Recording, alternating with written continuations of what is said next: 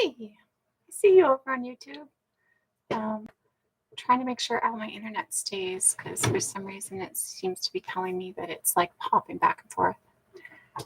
And then there it is. I knew I had some chapstick here somewhere. My lips get all weirded out while I talk, so I figured I should probably put some chapstick on. Um, I know I haven't been around for a while. I get lost in my shit, and I have to like disconnect. And it just becomes too much sometimes. Hey, beautiful.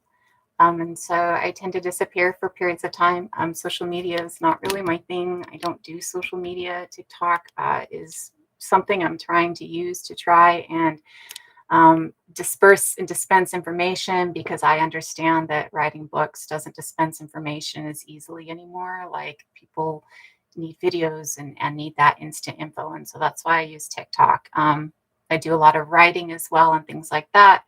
And so I'm not, people say it's ambivert. I'm not sure what it is.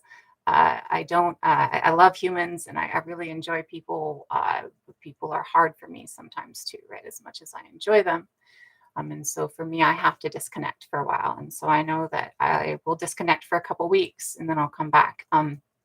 I don't want anybody to feel like it's them or I think that I've disappeared fully. I just need to disconnect and recenter myself because it gets really hard for me sometimes. There's also a lot of lateral violence on TikTok and also a lot of arguments on TikTok. And sometimes I get dragged into them. And then I'm like, I don't even want to open up TikTok because I've got people like being shitty to other people and they want me to get involved in their shittiness to other people. And I'm like, stay the fuck away from me. I'm not here for the shittiness. Right? So I do disappear, and I know that that can be hard for some people, and I apologize for those that it is hard for. I do believe that we should be able to do that. We should be able to disconnect. We should be able to like walk away and take care of our things and our people and ourselves first, right? And that living too much within our phones and within social media and within things like that is actually kind of detrimental for us. I believe that this kind of stuff gives us a lot of benefit. I believe that we get a lot of knowledge out of things like TikTok. Thank you so much, Marsha.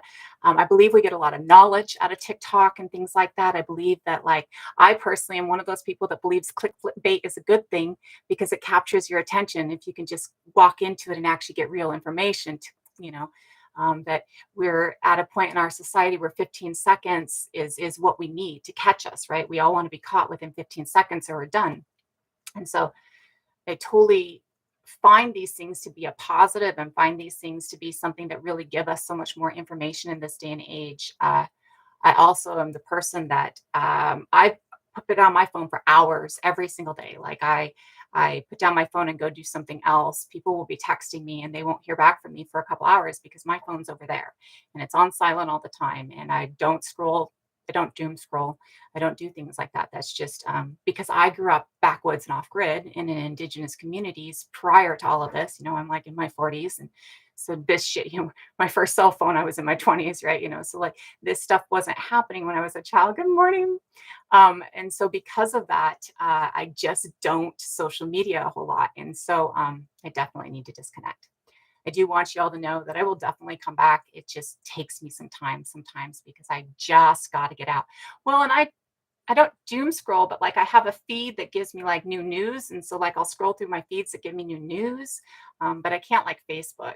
And my version of doom scrolling is, those little stories through like bad mother-in-laws or like shitty parents or like experiences. Those are my doom scrolling. I'm kind of weird about that.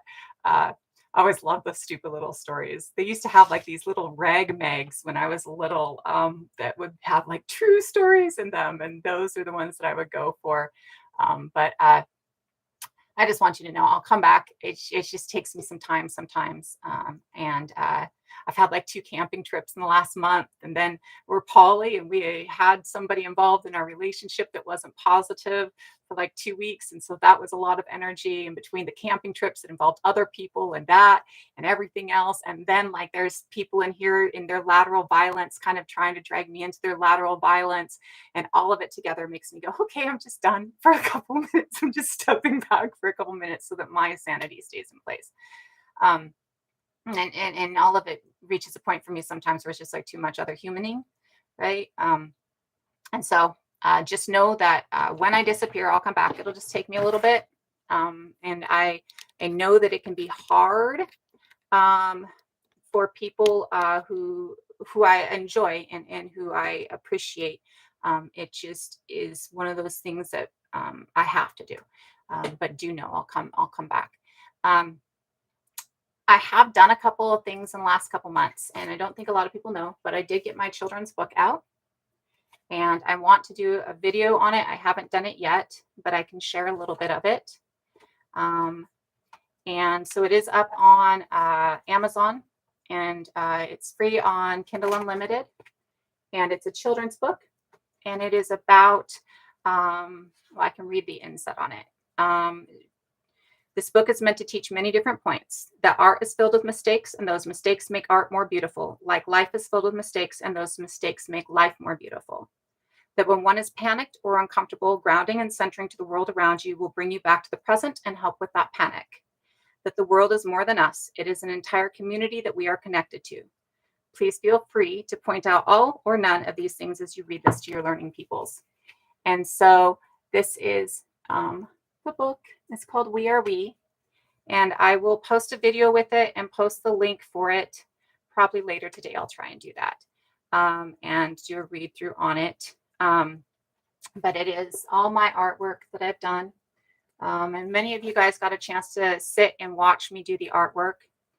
And it just was a progressive piece that I painted, or not painted. I used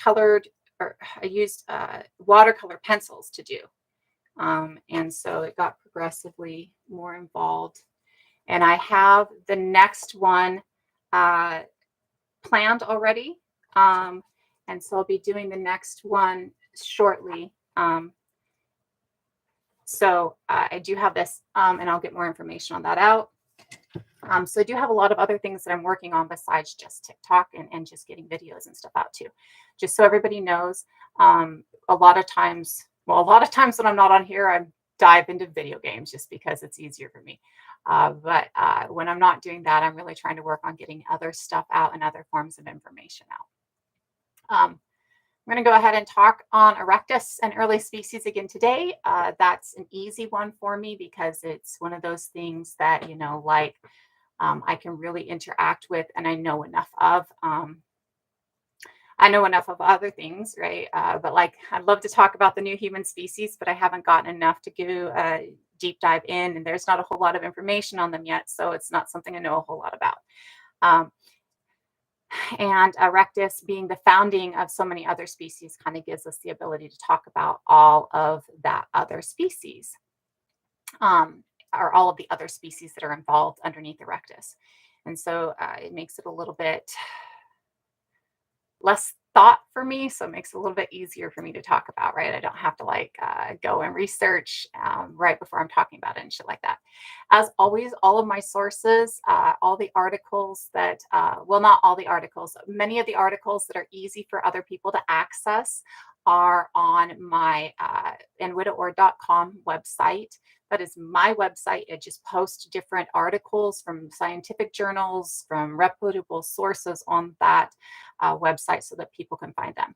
Not all of those articles are scientific journal articles. And the reason that not all of those articles are scientific journal articles is because sometimes scientific journal articles are hard for people to access. There's often paywalls. And because there's often paywalls, and because everything that I'm trying to do it without a paywall for people, I try and make sure that there are sources that people can access without having to actually pay right?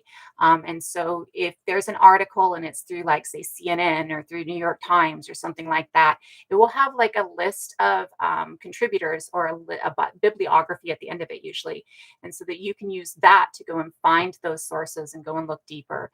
You can also like say it's an article on Neanderthals and the crab food that they found with Neanderthals, that Neanderthals ate crab, right? You can go and go to Google Scholar and put in Neanderthal and crab, and you can find journal articles that you might be able to access better. So the articles that I give are foundation articles for you to go and do more research on. They're not articles for you to get all of your information from, mainly because the fact that there's those paywalls, also the fact that I believe that people learn better when they're doing their own passionate research.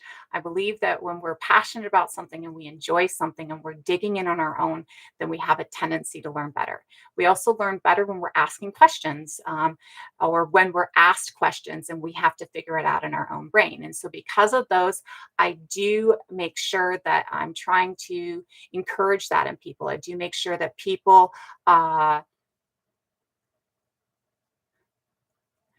oh, Neanderthals ate crab. Like there's a, oh God, it was probably 6 months ago. And I don't know if I actually have that article on my website because I don't think we've actually discussed it. But Neanderthals actually, they had an article that came out where they found crab carapaces, the outer shell of the crab, in a Neanderthal site that were all cooked and everything else, right? They've actually found like ovens from Neanderthals and stuff like that, where they have built like little rock ovens, right? And so it's just different things like that, right? And I don't think that that's one that we've actually discussed here. We have done some discussion on Neanderthals, but not a whole lot of discussion on Neanderthals. And so with that, it gives you guys a place to start so you can go and do that research. Because again, to me, that not only is there those paywalls and I want to make sure that people can access things, there's also the fact that people learn better. And most of us really learn better when we're engaged and we're actively doing something, right? Just listening to me talk or just, reading a bunch of articles that I've passed on doesn't really grab a lot of people's learning capabilities, right? Um, and some people do learn like that. I'm not saying that some people don't. Most is never all, right? We are not monolithic. Uh, so if that is the way you learn, there are definitely articles, and you can read the ones that are there. But I do invite you to dig deeper into anything that gives you questions or excites you or you're passionate about or you want to learn more about. I invite you to dig deeper. Um, so I have seen that there's a few comments coming through. Um, this is my space. TikTok gives everybody a live space if they reach 1,000 followers. Um, and I choose to use that space to teach. That's pretty much why I came to TikTok, was to teach and to share information, give everybody my little pebbles of insight, um, because I believe that education and information should not be kept behind a paywall. It should not be $40,000 a year to understand things, and it should not be gate kept with extremely verbose, big word language, right? It should be something that's easily understood and something that's easy to garner and to kind of pick up. To me, learning is a foundational thing about humanity. And so I use this space to try and teach and to try and give people information. In my space, I ask that you don't come here racist and you don't come here phobic based on gender and desire. If you have that, if you are racist, if you are phobic based on gender desire, I invite you to shut your mouth and sit around and listen, and you'll learn a lot of things. But I do not invite you to actually speak about your racism and your phobias in my chat. That's not acceptable. And it's hate and othering is something being used to control you. And if you fall into being controlled by the 1%, the up and the top, those who are trying to control you to keep you down, that's on you, right? But you're not going to bring it into my space. This is my space. Race does not exist. It is a colonial construct used to justify the atrocities of Europeans. It does not exist. And I often, and we will probably talk today about how race does not exist and how we've come to this realization. Culture exists, racism exists, but race itself does not exist. And so today, what we will be talking about, and what we usually talk about in here, is pre us. We talk about the Paleolithic. We talk about how people are coming into being. And we talk about the very start of us. And we talk about the other humans that were around when we came into being, because we are not the only humans on the planet. We were not the only humans now or then. And there's evidence that we're not the only humans now, right? There's studies going on of the thought process that there are actually still Homo florensis, Flores Island in Indonesia, the Hobbit people. So when we're looking at this, we have to take a look at all of these different human species that were around to kind of get an understanding of who we are as well. In a lot of ways, because taking a look at the other humans that are around before us and when we come about shows us A, how we came to be, and B, how we are interconnected in the planet, in the biome, and what we are and how we are. Brion, that's incorrect. Humanoids are, I'm not even sure what you mean by the difference between humanoids and human. So, unless you're saying that we're not human, the word homo means human in Latin. And any genus, homo, species like erectus or sapien is a human species. And so, erectus is a human. And this is an important understanding when you see articles that say things like a human tooth found in Georgia 1.8 million years ago. And people start thinking that that means that Homo sapiens were in Georgia, the country, not the state, at 1.8 million years ago when we weren't around then, because they don't understand that Homo erectus is a human species. And so the human Homo erectus is in Georgia at 1.8 million years ago. So it's important to understand that we are talking about other human species. If you don't understand that we're talking about other humans and that all of these other species of humans are human, then you're getting misinformation from the information that's coming out. You'll think things that aren't actual fact. And so it is very important to understand that these are all human species. And that when we talk about other humans, anything that's pre 300,000 years ago is not us. And many things after 300,000 years ago, before 30,000 years ago, is not us. So we have to make sure that we're understanding that. So when we're looking at the other human species before us, we see that Homo erectus is the second that we deem a human species. Homo habilis, handyman, is the first.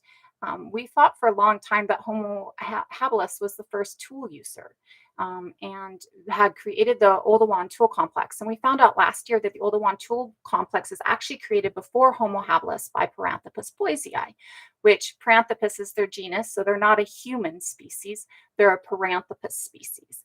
And so finding out that the Oldowan tool complex is created by Paranthropus boisei instead of by Homo habilis tells us things like tools weren't created by the first humans, tools were created prior to humans.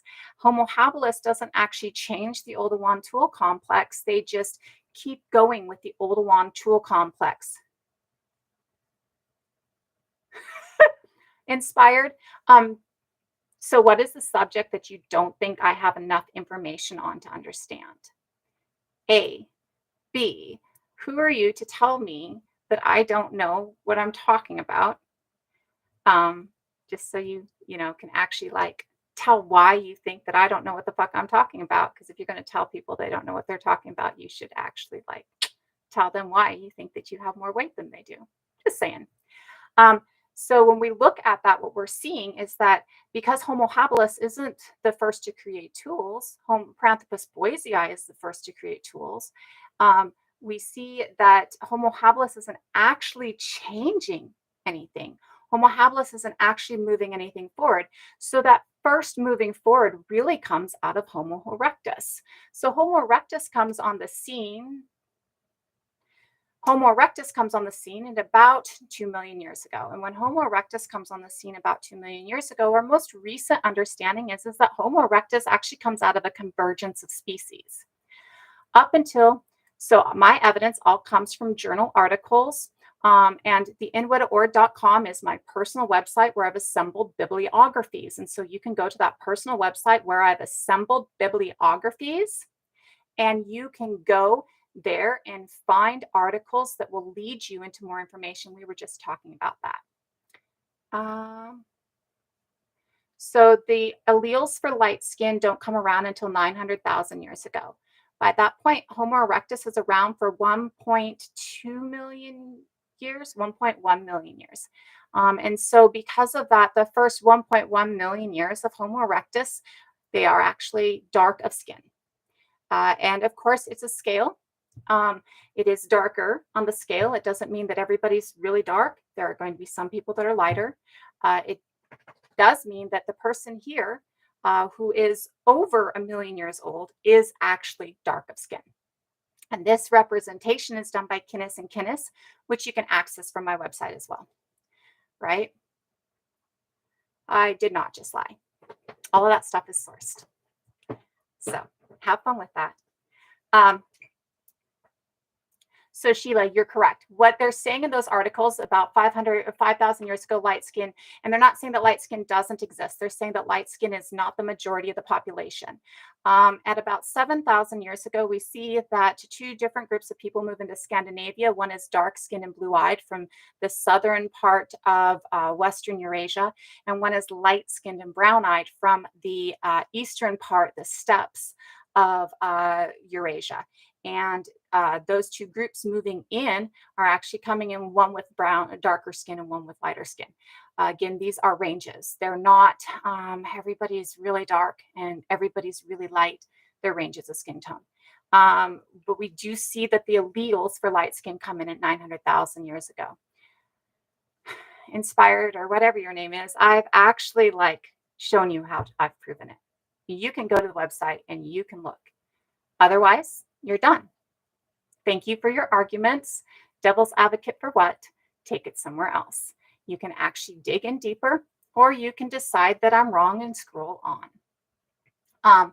So when we look at the advent of lighter skin, we do see that those species like Neanderthal and Heidelbergensis and other, I think, antecessor are getting lighter skin starting around 900,000 years ago because of their move into Western Eurasia. And in that move into Western Eurasia and the lower cloud cover and in the colder environments, the lighter skin is actually a benefit. And so they start adapting because that's what we do, what speciation happens through and how people come to be. They start adapting in those climes to have lighter skin. And this is how come we see the alleles for lighter skin start in Homo erectus around 900,000 years ago and in the subspecies of Homo erectus. Homo erectus has about 14 subspecies.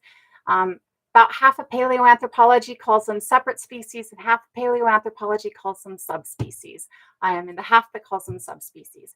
And so the subspecies of Homo erectus carrying Homo erectus genes into Western Eurasia, into Northern Eurasia, taking those in. Yeah, it is. Well, it does this sometimes. So taking those into the northwestern part of Eurasia are actually adapting in those areas, and that's how those alleles come to be. There are several ice ages, James. This is well before the last couple of ice ages. Evolution has not been debunked. Evolution being linear has been debunked because it's not linear. Evolution, so we recently understood that, and this is within the last 6 months, we have found out that Homo erectus and Homo sapien both come from a convergence of species. And this is a method of speciation that until the last year we thought was a theoretical method of speciation because we hadn't seen it in any species yet, right? And so because we're learning that we in Homo erectus actually come out of this very theoretical idea of speciation, we're learning that there are other ways to speciate. So us and Homo erectus both come out of a convergence of species. So we see that Homo erectus is actually coming out of a convergence of habilis, Homo habilis, Paranthropus boisei, and Australopithecine. Australopithecine is Lucy. And so in that convergence of several different species coming together, we see that Homo erectus comes out and they create this very broad species. Not only is it a very broad species genetically, but it's also a species that is able to because of that broadness, adapt really easily. And so they're the first species that can make it out of Africa and go into separate parts of the world. They do make it across the entire world. We have evidence of Homo erectus descendants here in Turtle Island, which is North America, if you do not know. And we have evidence of Homo erectus descendants in Australia. We have evidence, we have bodies of Homo erectus descendants in Flores Islands in Indonesia, which they absolutely had to cross water to get to. We have Homo erectus descendant species in islands in the Philippines that they actually had to cross water to get to. And because of these things, we know that Homo erectus makes it across the globe. And not only does Homo erectus make it across the globe, okay. I'll turn these back on in a little bit. It does get a little bit hard sometimes for everybody to deal if people are really nasty. I do like to try and tell everybody, please don't come in my lives and talk in racism, and please don't come in my lives and talk in phobias based on gender and desire. I do forget sometimes to tell people that I'm doing a kindness. I'm trying to teach information for free for everybody, and I expect kindness back.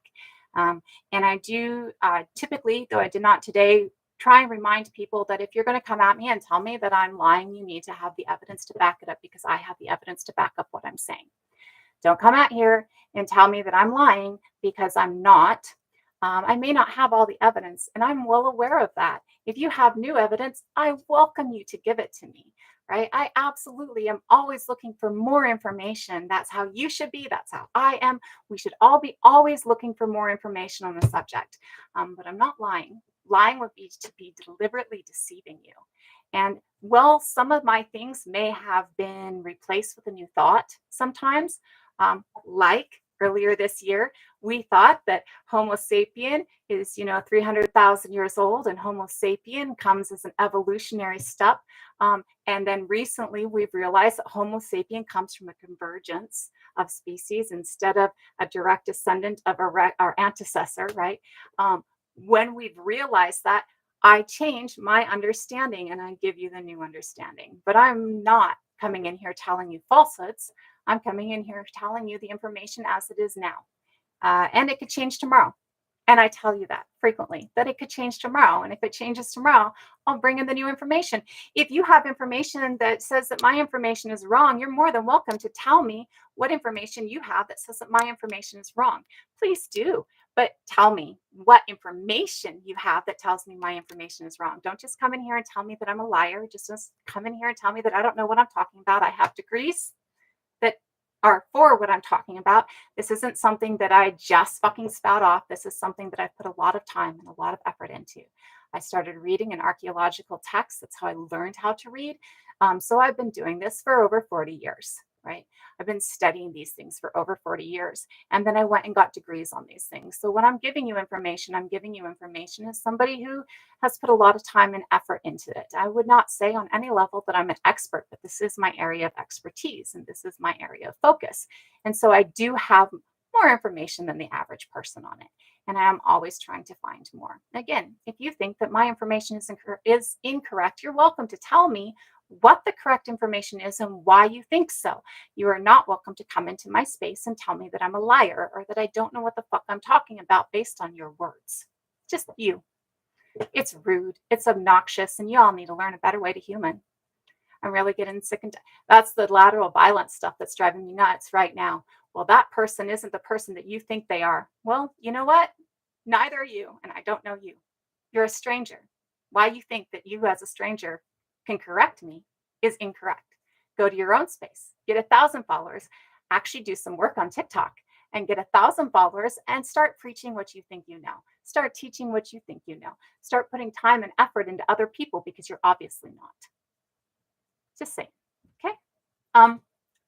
And I will turn comments back on so that I can answer questions that get kind of distracting for me and they get kind of distracting for other people. And when there's a lot of racism or shit like that going on in here, it becomes very hard for other people because there are a lot of people who come in to hear things, come in to get knowledge and information who don't want to be distracted by your hate and your shit.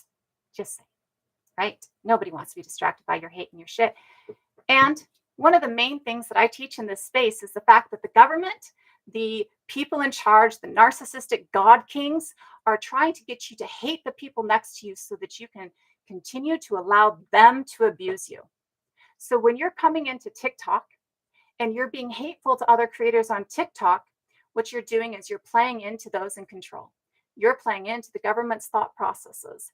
You're playing into the hate that keeps you under their thumb. You're playing into your own self destruction. And if you want to play into your own self destruction, you can do it elsewhere because you're not going to contribute to other people's destruction in my space. This space is about learning enough information about ourselves and about others so that we can get rid of that othering within our society, so that we can understand that we're not an evil creature, that we're not locusts on this planet, that we actually have a niche within the biome that's extremely important. And that niche within the biome is not being fulfilled right now, but it's not being fulfilled because of stratified societies and hoarders and narcissistic god kings who are using othering and hate to keep you under their thumb so that they can exploit you until they can exploit you no more and kick you out on the streets to be houseless because you're no longer exploitable by society. So take it elsewhere. I will turn the comments back on so people can ask questions. To me, questions are important. I will keep them off for a while, though, so I can go ahead and talk. Homo erectus comes about 2 million years ago, and our current understanding is that Homo erectus comes about as a convergence of species. Again, it seems that that convergence of species is Australopithecine, Paranthropus, and Homo habilis. Homo habilis being really the only Homo species at that time. I think Homo rudolfensis comes around right at the start of Homo erectus as well. Some people classify rudolfensis as another subspecies of Homo erectus. So it's kind of a, and Homo erectus has roughly 14 subspecies usually. And I can't remember the names of all of them off the top of my head. I'm never good at that. But things like Homo antecessor and Homo heidelbergensis and Homo ergaster, these are subspecies of Homo erectus. Again, this is roughly half of paleoanthropology's opinion. The other half of paleoanthropology classifies these as separate species. My mentor classified them as the same as subspecies, and that's how I look at it. And the reason that these can be classified as subspecies sometimes is because you'll find that you'll have bands of peoples in a site. So like in a cave collapse, and you find like 14 different people in that cave collapse, and maybe 3 of them have the features or their morphology of Homo heidelbergensis, and maybe 3 of them have antecessors features and morphology, and maybe 5 of them have erectus species morphology. And so because all of these different morphologies are within the same site, there is a part of paleoanthropology that believes that they're subspecies. It's important to note the difference between tribe and band here. Tribe is something that we currently are using in the wrong way. The word tribe actually means a community based on genetic lineage. When we're looking at tribes, what we're looking at is communities that base their ways of association, citizenship within the community on your genetic lineage. It might be traced to the mother's clan. It might be traced to the father's clan. It might be traced through different ideals, but it's genetic. Okay. Oftentimes, say it's traced through the mother line, and say there are several clans based on the mother line. So you might go out of your community to find men to marry, to bring in, and then they become a part of your mother line, and your children are a part of your mother line.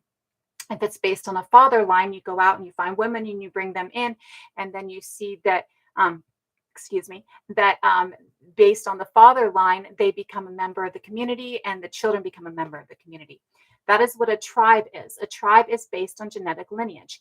A band is based on not genetic lineage. A band is based on the need of community and several different non-genetic lineages coming together to create community. So when we're looking at many of these early groups of humans, many of these early communities of humans, what we're looking at is bands. We're looking at groups based on not genetic lineage. So when we're finding a site that has antecessor and heidelbergensis and ergaster and erectus all within it, what we're looking at is a band. It is not based on lineage, right? We like to associate the word tribal with being primitive, and this is incorrect. The word tribe absolutely only means genetic lineage-based community. Um, and hunter-gatherers weren't primitive. Hunter-gatherers were actually more advanced than many of us. We just have a convoluted idea of what advanced is and a convoluted idea of what civilization is, because our idea of civilization isn't really civilized. Our idea of civilization is not civilized. Okay. And so civilization exists in many different thought processes and forms. And advanced communities existed before this. They weren't your idea of advanced, maybe, but they were probably, well, not probably, they were safer communities. They were communities that had more security within them. And they were communities that took care of their people better, right? And so, to me personally, that's more civilized and more advanced, cleaner, medically capable, things like that are more civilized and advanced than what we're currently living in when you have so many people who are dying of the disconnect within our civilization. So when we're looking at the early groups of Homo erectus, we're absolutely seeing that the early groups of Homo erectus are participating in band communities. We see that Homo erectus comes out of band communities, several different peoples living in the same community, and a convergence. That convergence creates Homo erectus, giving Homo erectus an extremely broad genetic diversity within themselves and giving them the ability to just go across the planet, just go everywhere and speciate everywhere.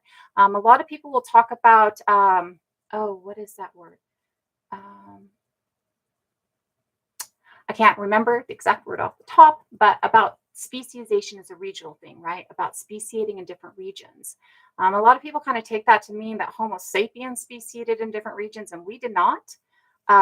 What we talk about when we talk about speciating in different regions, what we're talking about is Homo erectus speciating in different regions, like Homo erectus speciating in Western Eurasia through Heidelbergensis and antecessor into Neanderthal is speciating in a specific region, but that again is not Homo sapien.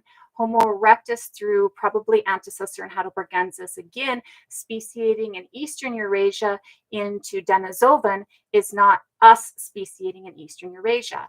The other species that Homo erectus speciates into in different parts of the globe is absolutely regional speciation. It is not regional speciation of Homo sapien. So Homo erectus being these several different species and making it across the globe, and it is this making it across the globe that gives them that ability to speciate, because one of the forms of speciation is speciation through adaptation and isolation.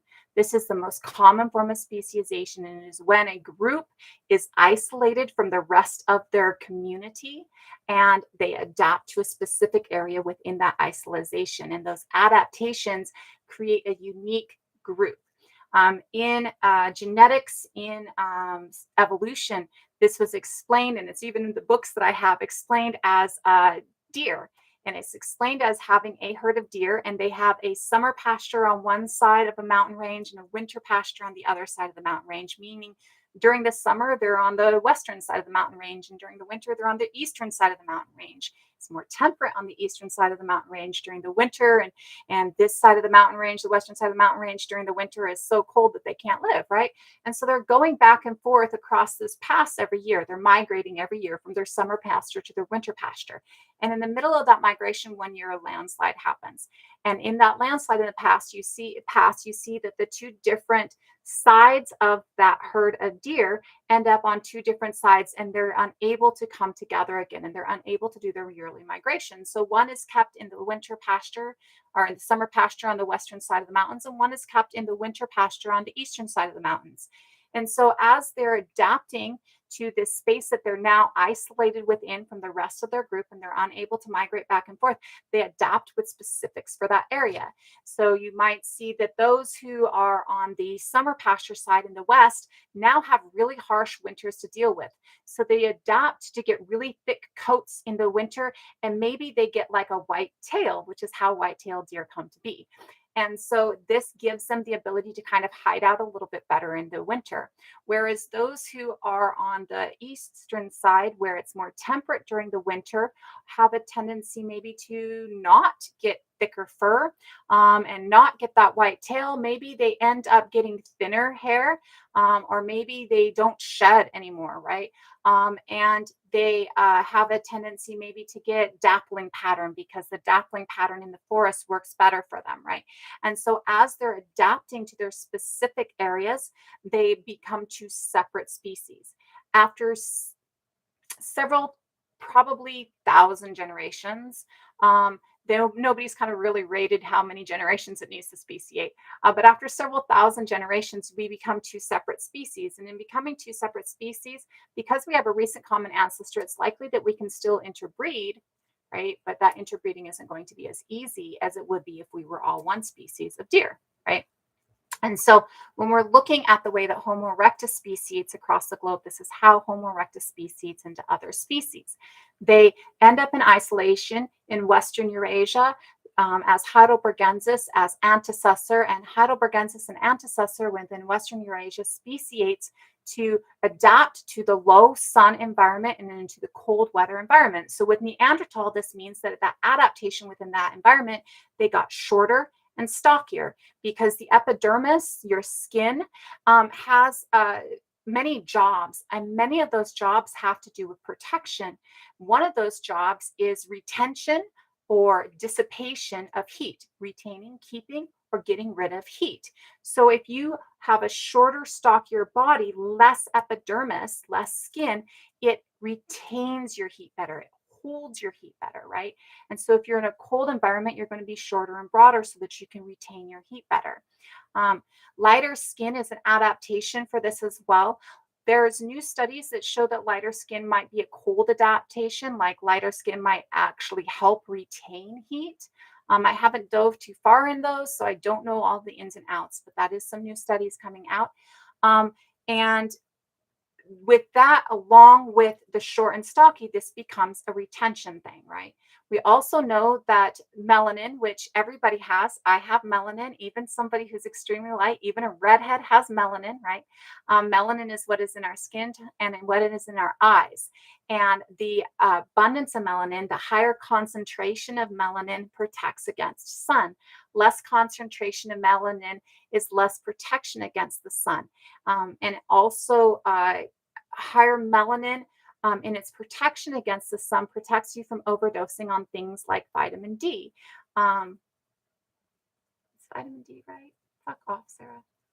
I think it's vitamin D, but helps you retain or get things. Having more melanin protects you from overdosing on it. Having less melanin in your skin allows more vitamin D to come in. Our eyes. If you have lighter eyes with less melanin, the sun hurts more. The sun is harder on your eyes. Lighter eyes are an adaptation for a low light environment. Lighter eyes see better in low light, and darker eyes see better in high light, right? In heavy sun. And so we see that when Neanderthals are adapting in this low sun environment, that they are adapting with lighter skin and lighter eyes because they need to be able to see better, and because they need to be able to retain heat better, and they need to be able to get more vitamin D. We know within Homo sapiens that we adapt light eyes before we adapt light skin. Our lighter eyes come in before our light skin comes in. And our light skin is very recent in Homo sapien. When we are looking at Neanderthal and this adaptation, these are a couple of things that are very much about sun retention, or not sun retention, heat retention and sun access, right? The other things that we see that follow along these things with Neanderthals are in the way that their skull adapts, right? So first of all, they do have these very heavy brow ridges, which does help protect from sun in the eyes, right? The other thing that we see with them is that they have what we call mid-face prognosis, and that's where their mid-face sticks out like this, right? And in their mid-face sticking out like this, what this does is it creates a greater sinus capacity behind their nose. And this greater sinus capacity behind their nose combined with an extremely large nose. We have large noses within Homo sapiens, but this is an entirely different type of large nose. This large nose, instead of having two narrow slits behind that are the nostril openings, are actually very wide slits that come out like this. So they're like this shape, like they're huge shaped, right? And those wider slits and that larger nose with that larger sinus capacity means that the air goes in to those sinuses as it scrolls through the sinuses and goes through all the passageways of the sinuses. It heats up before it hits the brain. Okay. And so you don't get brain freeze, right? So we see that Neanderthal adapting speciates. And it's an adaptation from its hot weather environment, full sun environment that Homo erectus and Homo heidelbergensis and Homo antecessor come about in, adapts with lighter skin, with shorter, stockier bodies, and with this mid-face prognosis and this large nose. There's some other things along that adaptation, but these are some of the basic ones that all of us know about. Of course, these adaptations, some of them are first seen prior. So like I was saying, we do see that the first alleles for light skin start roughly 900,000 years ago. This is before we know Neanderthal are on the planet. This is about the time of Heidelbergensis and antecessors. So you're probably first seeing the first light skin alleles within antecessor and within Heidelbergensis. Again, I want to reiterate that when we're talking about lighter skin and darker skin, this is a range. It is never everybody looks Northwest European white. Everybody looks South African dark, right? This is not what we're talking about. What we're talking about is a range of skin tone, okay? We're talking about people who, if they're in the lighter range, are still going to have people darker than I am, right? And people lighter than I am, right? We're going to talk about people that, if they're in the darker range, are going to have people almost as light as I am, if not as light as I am, and then people who are way darker than I am, right? These are all ranges. Nothing in humanity has ever been monolithic. We are not a monolith in anything, okay? So when we're looking at those adaptations coming from Erectus, and we're seeing Erectus moving across the globe and speciating in different regions across the globe, we see that those speciations bring specific adaptations into these different species, and some of them we actually see within us. You might have seen in the news recently where they discovered that what they call the Viking handshake, where there's this kind of tightening of the tendons in the hands, comes from Neanderthals. And it's seen in Northwest Europeans. It was seen in the Vikings a lot, which is why they call it the Viking handshake. It comes from Neanderthals. Northwest Europeans do not have the highest percentage of Neanderthal DNA. Northwest Europeans probably have 1 to 2% Neanderthal DNA, which is the same percentage of Neanderthal DNA as the majority of people in Africa pre-colonization. Everybody on the planet has Neanderthal DNA except for two populations in Africa, the Oyo population in West Africa and the Kwe population in South Africa. Everybody else on the planet has Neanderthal DNA, and those two populations have three what we call ghost species within them. Ghost species, hello, Zarvin. Ghost species are species that we see just a little fingerprint of them or a couple lines of them, like Neanderthal and Denisovan, in our DNA, right? But because we haven't found the whole genome, we haven't found their genome in the fossil record yet, they're kind of a ghost. We don't understand a whole lot about them, and so they're a ghost species. We have 5 that I know of, though when we just discovered this new human species that they discovered last week, they were talking about, or not last week, the articles came out 2 weeks ago. And the discovery was earlier. They just finally decided that's what it was a couple weeks ago. So when they're starting to see that, they're also seeing another ghost species. So it looks like we might have about 7 ghost species out there currently, to my knowledge. When we're looking at those fingerprints of different species within our DNA, it can give us a lot of information, even without the whole genome. But we do see that 1 to 2% Neanderthal DNA is across the planet in everybody except for those 2 spaces in Africa. And we do see that the Vikings or the Scandinavian people actually have somewhat, that's that 1 to 2% instead of the 4 to 5% that you're seeing in East Eurasia, right? So when we're looking at that and we're looking at seeing little traits that are coming down from the Neanderthals, we see other little things. There's this recent article coming across that states that part of our ability to fight off superbugs comes from Neanderthals. There's information coming across that the Tibetan and other areas with low oxygen content, people that have adapted in areas that have low oxygen content, a lot of that adaptation comes from a Denisovan gene that gives them that ability to subsist in a low oxygen area, right? In a higher not stratified, a higher level of land. I want to think sea level, but it's not sea level at that point, but up in the mountains to live in a low oxygen environment, right? And this comes down from the Denisovans. So we absolutely see that there are traits that we're getting from these other species because of their adaptation to that specific region. And we have adapted to specific regions, but we haven't speciated in specific regions, right? Having lighter skin is an adaptation to specific regions. Having straight hair, having light eyes, these things are adaptations to specific regions, but we do not see speciation, just like we do not see race, right? So when we're looking at those things and we see Homo erectus making it across the planet, we see Homo erectus taking several things with them across the planet. Homo erectus is our first species to take a tool complex and adapt it into a new tool complex. Again, Oldowan tool complex seems to come from Paranthropus boisei now. This is our latest understanding. It doesn't even come from Homo habilis. It's pre-all human species. We found a site where Paranthropus boisei butchered a hippo last year, right? And this is our knowledge of where the Oldowan tool complex is starting at like 3.3 million years ago, 3.5 million years ago, something like that. Homo erectus comes along at about 2 million years ago. When Homo erectus comes along at about 2 million years ago, they keep Oldowan tool complex for a while, and then they adapt into what we call the Acheulean tool complex. And the Acheulean tool complex, everybody knows the Acheulean hand axe. But the Acheulean tool complex also involves a couple of other things. They're like I don't think we see our first points with an Acheulean tool complex. We do see a couple of other blades with an Acheulean tool complex that we don't see prior to the Acheulean complex.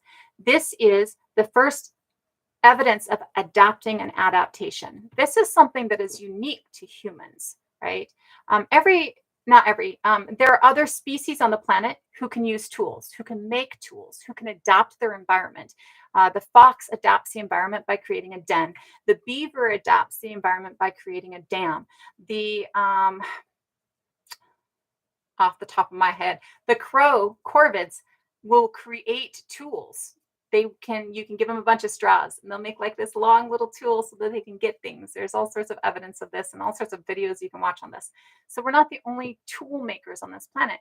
What we are is really the only ones that adapt those adaptations. Instead of living in the same housing style for a million years, we've adapted our housing style into something different. We've gone from, wood-woven and hide-covered walls to apartment complexes, right? Which first apartment complexes are seen in like Rome, right? So 2,000 years ago. So we've adapted these adaptations. The apartment complex has adapted from what we saw in Rome 2,000 years ago, which was an extremely dangerous area. Like it was very often a place to die in. Like they were having fires and you couldn't even cook in your own space and things like that. And they would collapse, right? We've seen that adapt to hurricane or earthquake proof that you can cook in your own kitchen. Apartment complexes, we adapt our adaptations. This is one of the things that we get from Homo erectus that makes our species, makes human unique on this planet, makes our genus unique on this planet. So Homo erectus is the first to take a tool that is there and adapt it for better usage. Homo erectus is also our first species that we see science in. Science is, I observe something in nature. I have a hypothesis of what that observation might mean. I predict what that hypothesis might mean, and then I test my prediction, test my hypothesis. If I test it and it proves true, I have a theory. I have something that is proven factual at this point of time. I always retest it. We are retesting the theory of gravity. Retesting the theory of race is how we debunked the theory of race. We're constantly retesting these things. This is what science does.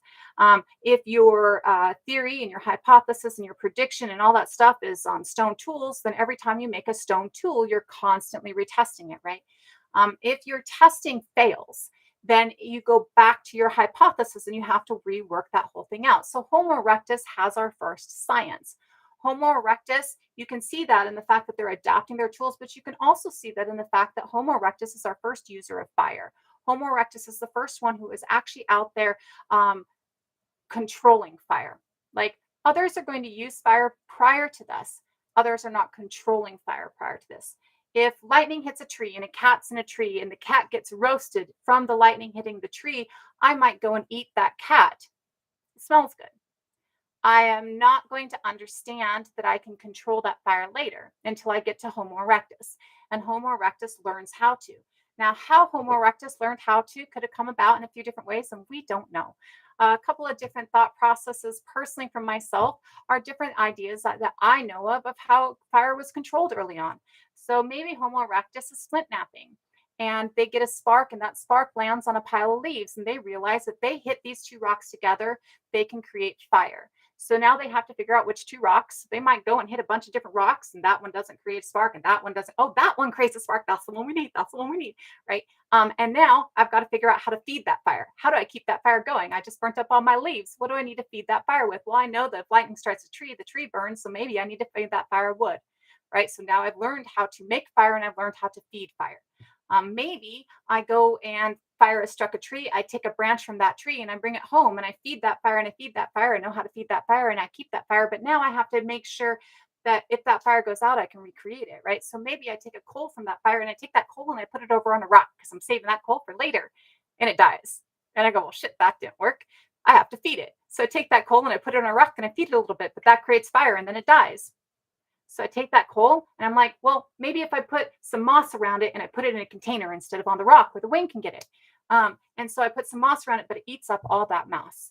And I'm like, oh, okay. Well, I know that it doesn't like wet. So I'm going to put dry moss next to the coal and I'm going to put wet moss around the coal. And this keeps the moss kind of damp. And so it kind of stays alive, doesn't die out, right? But it doesn't burn everything up.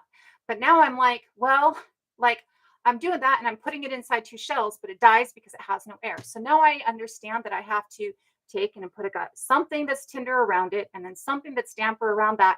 And then I have to encase it, but not encase it too much. And this might be how I discover how to control fire, right? So there are a few different ways that Erectus could have discovered how to control fire. We don't know. We just know that they discovered how to control fire. The controlling of fire actually gives Erectus and us many advantages. The brain size that you have comes from Homo erectus's ability to control fire. Once we cook meat, once we cook food, it's a pre-digestion process, and that pre-digestion process ups the caloric intake from the amount that you have. So if I have 1 ounce of raw meat and 1 ounce of cooked meat, I'm going to get more calories out of the cooked meat than I am out of the raw meat. And this is because my body has to work harder to digest the raw meat than it does to digest the pre-digest or not pre-digested the cooked meat, right? Because when my body is working harder to digest this, I'm burning more calories to digest this. But since my body doesn't have to work as hard to digest the cooked meat, I'm getting more calories out of it. So, cooking something gives you a greater caloric intake. And this is extremely important when you're talking about somebody who is pregnant and they're giving caloric intake to the in utero fetus. This is extremely important when we're talking about an infant who is nursing or any stage of brain development. When we're looking at brain development, higher caloric intake goes to brain development. Any excess calories that you don't need to function goes to brain development. And so if you're feeding your children things that have higher caloric intake ability, then they're able to, like I say 2000, and I know this is probably not the right caloric intake, but say 2000 is the caloric intake I need to base function, right? If I'm getting 2500, all that extra in my brain development stage, which is the life stages from neonate to adult, in my brain development stage, all that extra is going to my brain development, right? That extra 500 calories is going to my brain development. So this gives the ability to grow larger brains and get to where we are today, to get to where Neanderthal was. So the creation of the ability to control fire gives the ability to create bigger brains, which is kind of how we end up speciated. Like it's kind of how we get to us is this ability to use fire. The other thing that fire gives you is a greater ability of tool making. With the Schulian hand axes, we're looking at something that, is 6 to 8 inches, right? I know my inches are a little off. I'm not telling you about size, so we're good, right? But we're looking at something that is large enough that you're not really putting it in a spear. you're not really able to kill an animal with it. And we're also looking at something in its teardrop shape where the base of it is held in the hand, right? So it's got a broad base. It's not something that has a narrow base with like a slit on it so that you can put it in a spear point. So we're not looking at something that we're using to kill animals. We're looking at something that we're using to process meat after it's killed, right? Or to process things after they're killed, or process grains or things like that. We're not looking at things that are used to actually hunt. Where you need tools to hunt, you can get those tools with fire and wood.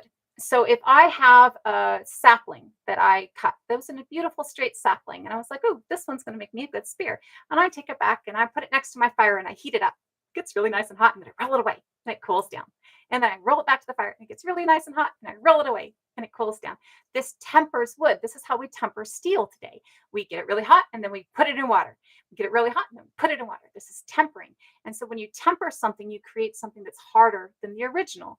And so this is how you can create a spear, a piece of wood that is harder than the original. So that tempering gives you the ability to actually like hit something without the spear breaking.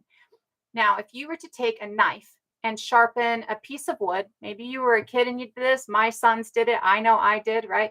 Maybe you, when you were a kid, you're sharpening pieces of wood. Now, if you're one of my kids, when you sharpen those pieces of wood as a little boy, at least one of my boys, you took those spears and you went hunting each other, right? And as you sharpen that piece of wood, you get this nice fine point. But when you go to hit something with that piece of wood, that point mushrooms, because when you're sharpening it with with knife, you're breaking the integrity of the wood. You're breaking down the integrity of the wood. And that breaking down of the integrity of the wood, you're absolutely seeing that it mushrooms out. It doesn't hold that integrity, so it breaks on you, right? Now, if instead I were to take that piece of wood, maybe I've already tempered it, maybe I haven't tempered it yet, and I stick the point in the fire, and then that point gets nice and hot, starts coaling up, starts turning into a coal, and then I take that point and I use a rock next to the fire to kind of sand that point down so I get a nice sharp point out of it that's solid, that's intact, and the hasn't had a break to the intact that sharpening it would do. Now it's either already been tempered or I'm tempering it now. Now I have something that's extremely hard and extremely tempered, so it's not going to break easily on me. And the tip, because I haven't broken the integrity of the wood, the tip is not going to mushroom out on me. So this creates a spear that can penetrate a hide. So I can take this spear hunting. We've actually had recent evidence of a dual tip spear in Neanderthals in Germany about 400,000 years ago. A lot of things that are like wood get destroyed in the fossil record really quick. So we don't have a lot of our wooden tools. We don't have a lot of maybe basketry tools and stuff like that would have been made. A lot of skin tools that would have been made, like carrying tools and stuff like that, because it dissolves so swiftly. So finding a spear in the fossil record is really huge instead of just a point. So when we're looking at that, we're absolutely seeing that tempering of wood is something that makes the wood last longer, and that tempering of wood is absolutely something that makes an ability to hunt better, right? So the fire gives us these things. Fire gives you not only your brain development, fire also gives you a better development of tools for hunting so that you can get more food. And there's a lot of other things fire gives you, like protection from the elements, protection from other creatures. If you build a fire near the door of a cave or the opening of a cave, you're not going to get wild animals coming into that cave, because the wild animals are going to be afraid of that fire. So your cave becomes safe.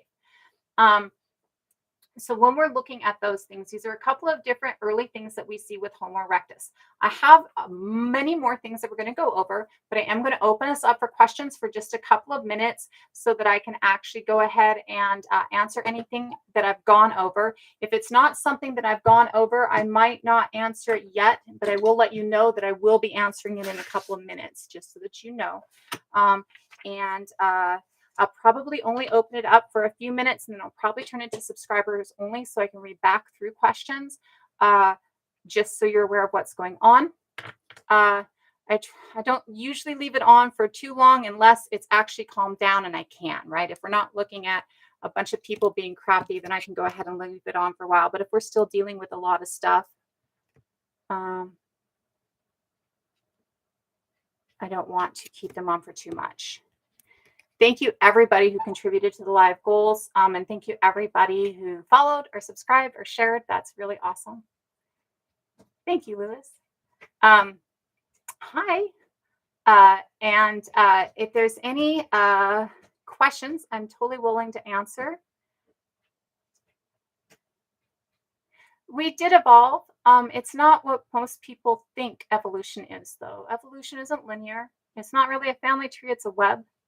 Um, and evolution, like everything evolves, and we evolve into this space for where we belong to a niche in the biome. We fulfill a niche in the biome, like everything else fulfills a niche in the biome, right? So the influence of bigger brains coming from mushrooms is something that there are people looking into. First of all, it's not the size of our brains that matters, it's the shape. So we know that Neanderthals have bigger brains than us, but we know that Homo naledi had smaller brains than us, but they had the shape of the brain that we have now that we didn't have when we started. And that shape gave Naledi the ability to do the very first cave art that we see, do the very first burial of dead that we see, do the first carrying of fire through different spaces. Like they had torches that they were carrying through caves. And we know that it is because of their brain shape, not because of their brain size. So mushrooms may have affected the shape of the brain, but we see that in other species prior to us that were around when our species started, and no evidence of mushrooms within them. I'm not sure. I am a proponent of mushrooms. I think shrooms are great. I've used them. They do a lot for medical and mental health, a lot. I do not know if I have seen evidence yet that shows that we are who we are today because of that. I think that we are who we are today because of other things, personally.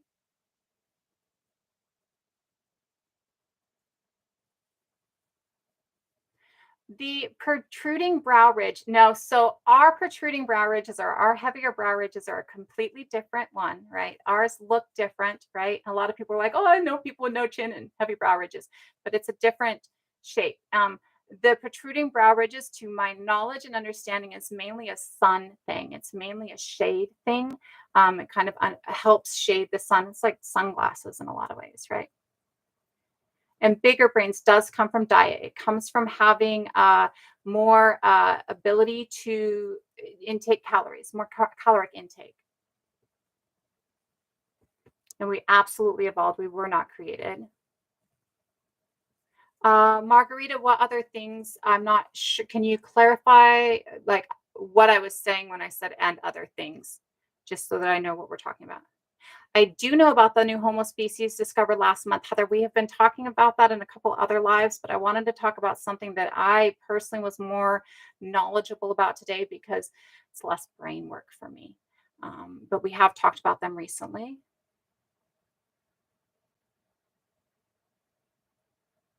So my take on the fact that we evolved to have melanin is that we evolved with a heavier melanin content first. We evolved to have a lack of melanin.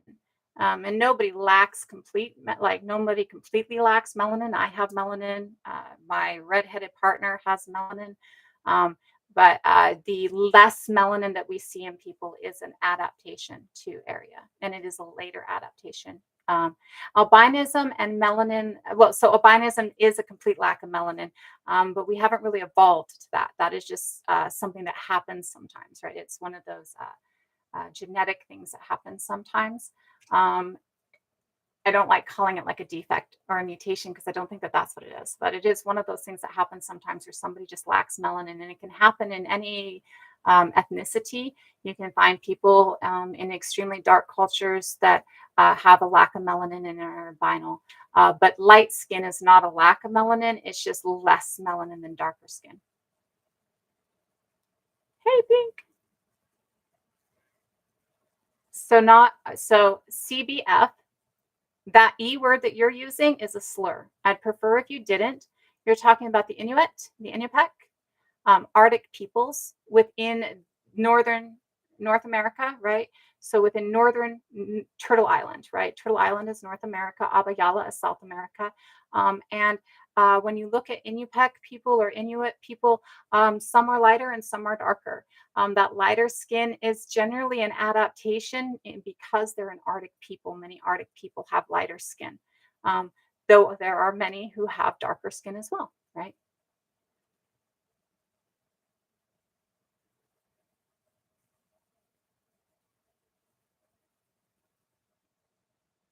So there is current studies that show that a lack of melanin in the skin actually helps retain heat.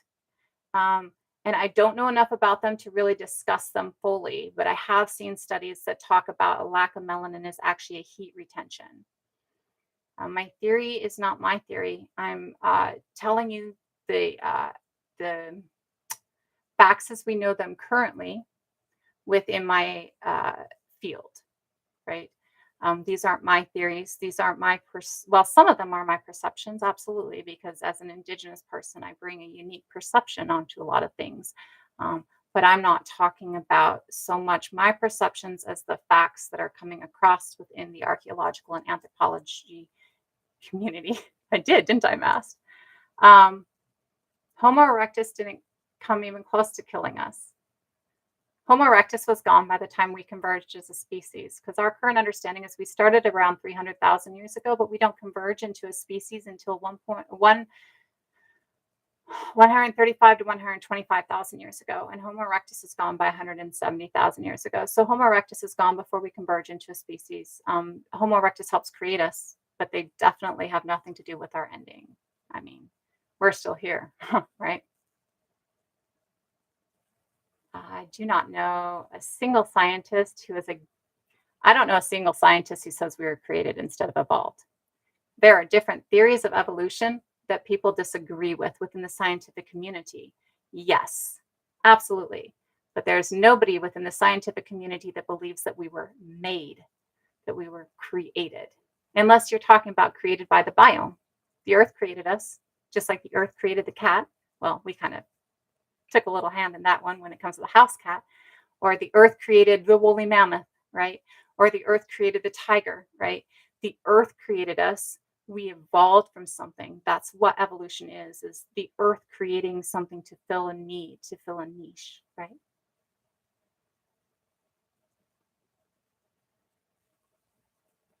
Okay, so I am going to go ahead and turn off the comments for a couple.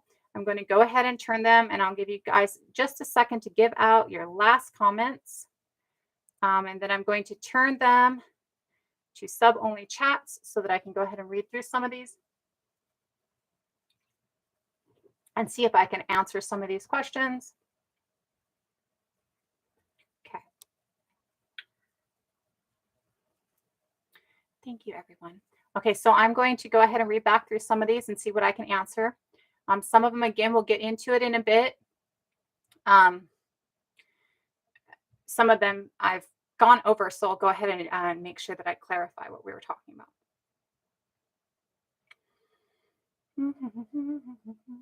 I have to scroll all the way to the top. Okay. Our topic today is Homo erectus and different things that we know about Homo erectus and some of the species that they speciated into and where they came from. Hello from Michigan. I am in Oregon. What caused us to evolve and why did we stop evolving? We haven't stopped evolving. We are still evolving. We evolve like every other species to fit a niche in the planet. Our niche is to tend. Our niche is to care for the planet. We've kind of stepped away from that, but our niche is to provide for the others within the biome. Our niche is to use our creative minds and our nurturing and communal base, which we are nurturing and communal biologically, to use those things to nurture the community of the biome, right? And in nurturing the community of the biome, that nurturing the community of the biome is this tending and the creation to make the biome healthier. We are here to make the biome healthier. We're here to nurture it and to tend to it.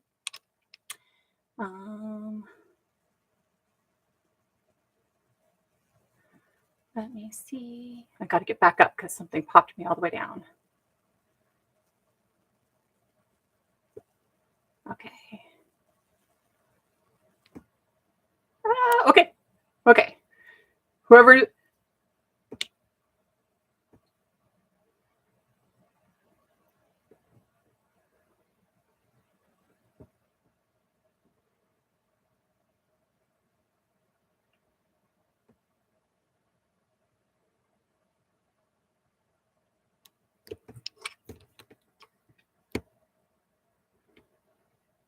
Okay, so we all share common DNA. In fact, the entire planet shares about 95% common DNA, and that other 5% within Homo sapien, we share like 99% common DNA.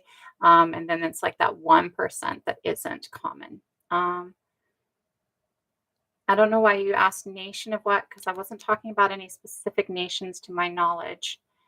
We have not stopped evolving. Um,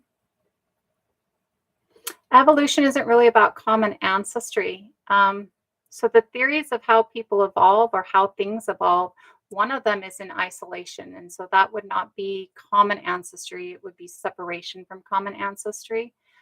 Convergence, which is the real, the realization that has just been reached on our ability or how we speciated and how erectus speciated, which was a theoretical idea of evolution.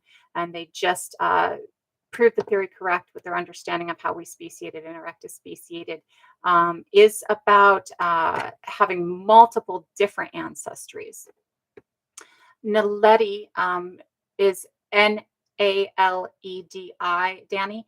Naledi, Homo naledi in the Rising Star Caves of South Africa.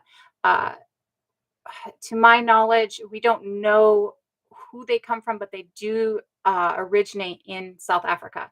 The only place that we have found them so far is the Rising Star Caves near Johannesburg in South Africa. So how many species are there? So the species that we know of that we lived at the same time frame of, or like that we intermixed with, we know of 7 currently. The new one that just developed, we don't even really have a name for yet, but we have 6 others, which I will go over a little bit more and give you like a list in a couple. Bigger brains do come from diet.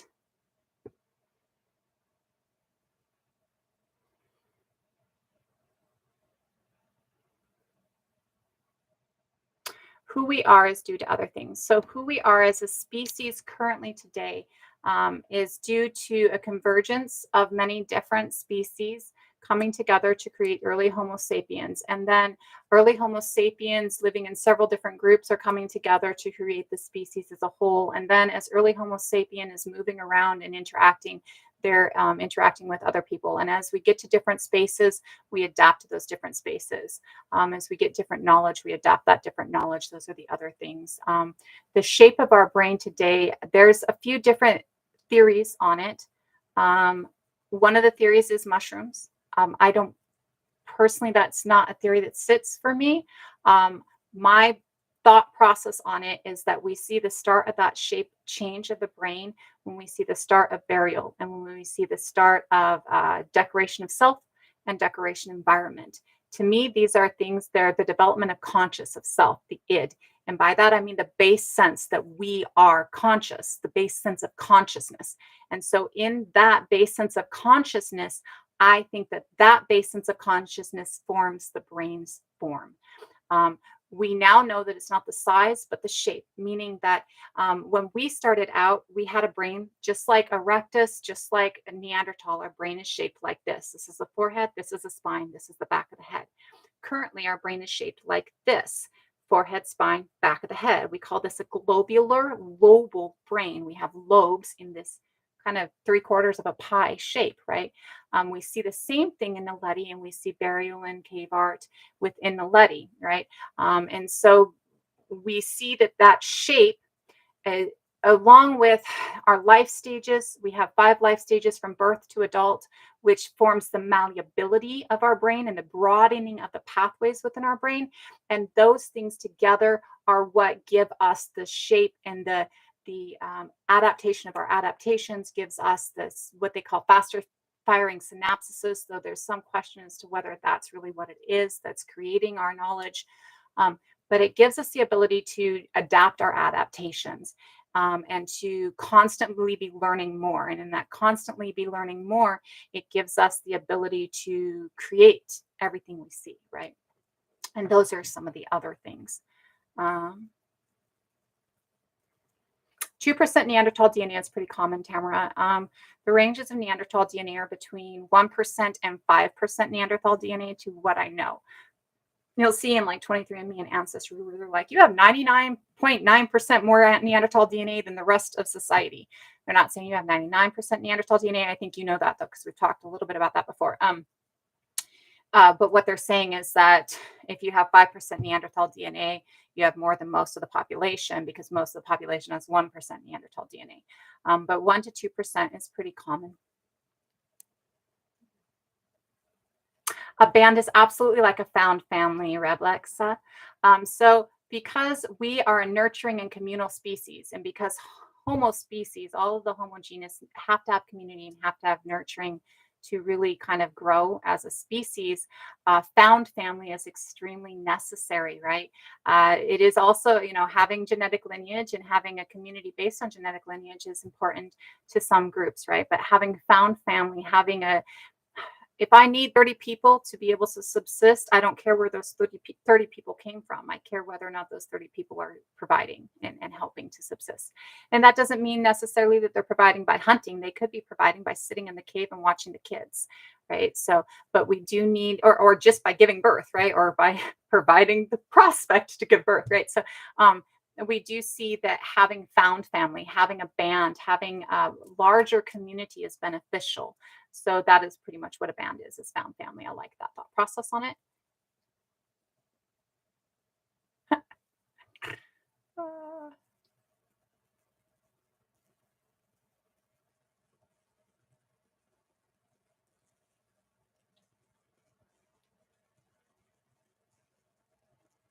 So Homo heidelbergensis found in Africa and Europe, to my knowledge, are considered the same species. We don't have any DNA from Homo erectus, Homo heidelbergensis, or any of those other species. So we're basing it all on phrenology and skeletal morphology, whether or not we're classifying them as different species. And so, to my knowledge, what we see with Homo erectus or Homo heidelbergensis in Africa and in Europe is that they have the same morphology, and that's how we're classifying them as Homo heidelbergensis.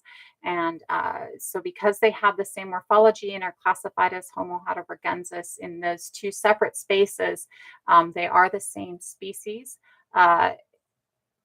This can happen in a few different ways. It could have been that Heidelbergensis starts in Africa and moves out. It could be that they start in Eurasia and move in, right? There is constant migration back and forth between Africa and Europe.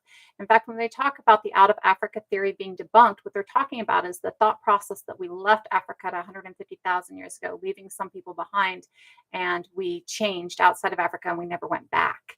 When the knowledge is that we actually go into the Levant area, which is actually still kind of a part of the African continent at the time because of the water levels.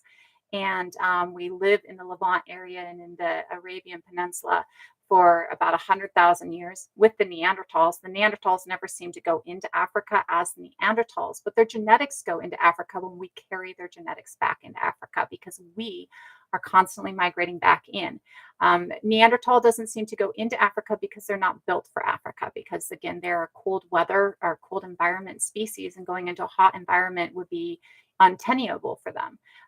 It would be hard for them. And so we don't see them going into Africa, but we do see their children through us. Like, so if we're breeding, for lack of a better term, but we're intermixing with the Neanderthals, and that's the area that we did the most of our mixing with the Neanderthals. And then we're going back to our people in Africa. Like, I'm going home to see grandma. I take my babies with me to go home and see grandma, and then I stay.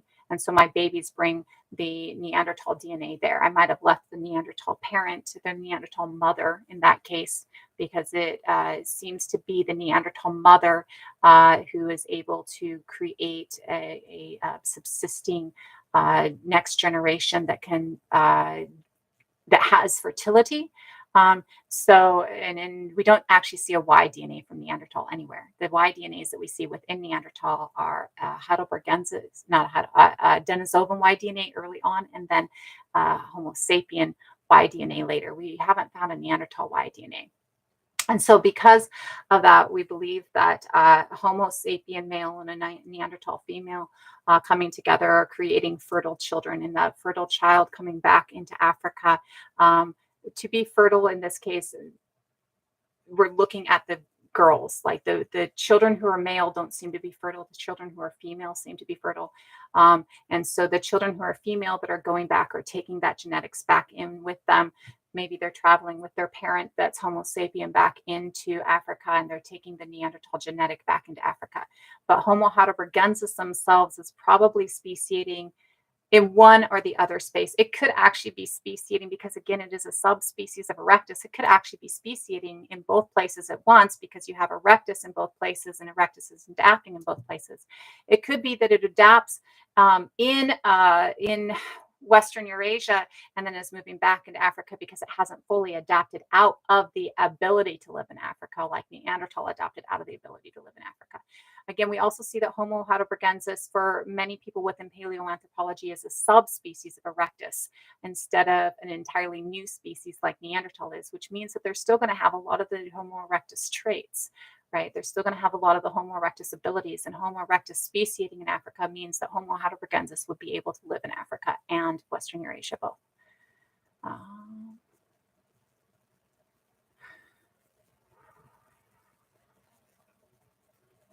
I think I grabbed that one.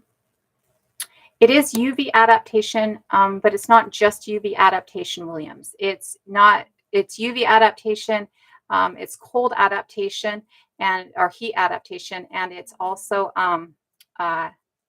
vitamin D, and I think it's vitamin D again. I got to remember off the top of my head, and sometimes it's hard for me.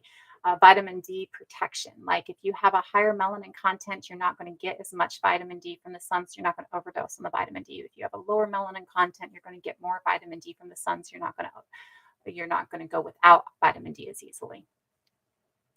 Absolutely, John.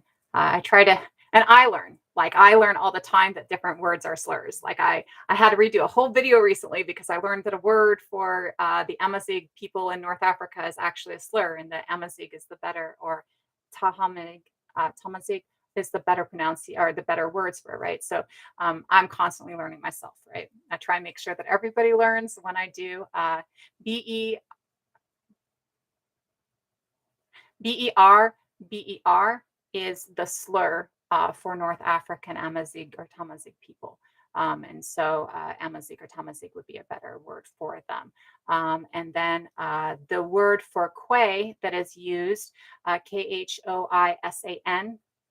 is actually a slur that is a mispronunciation of who they are. I personally can't use the click to pronounce it correctly. So I was told that using Khoi is a better way to state it without it being a slur, right?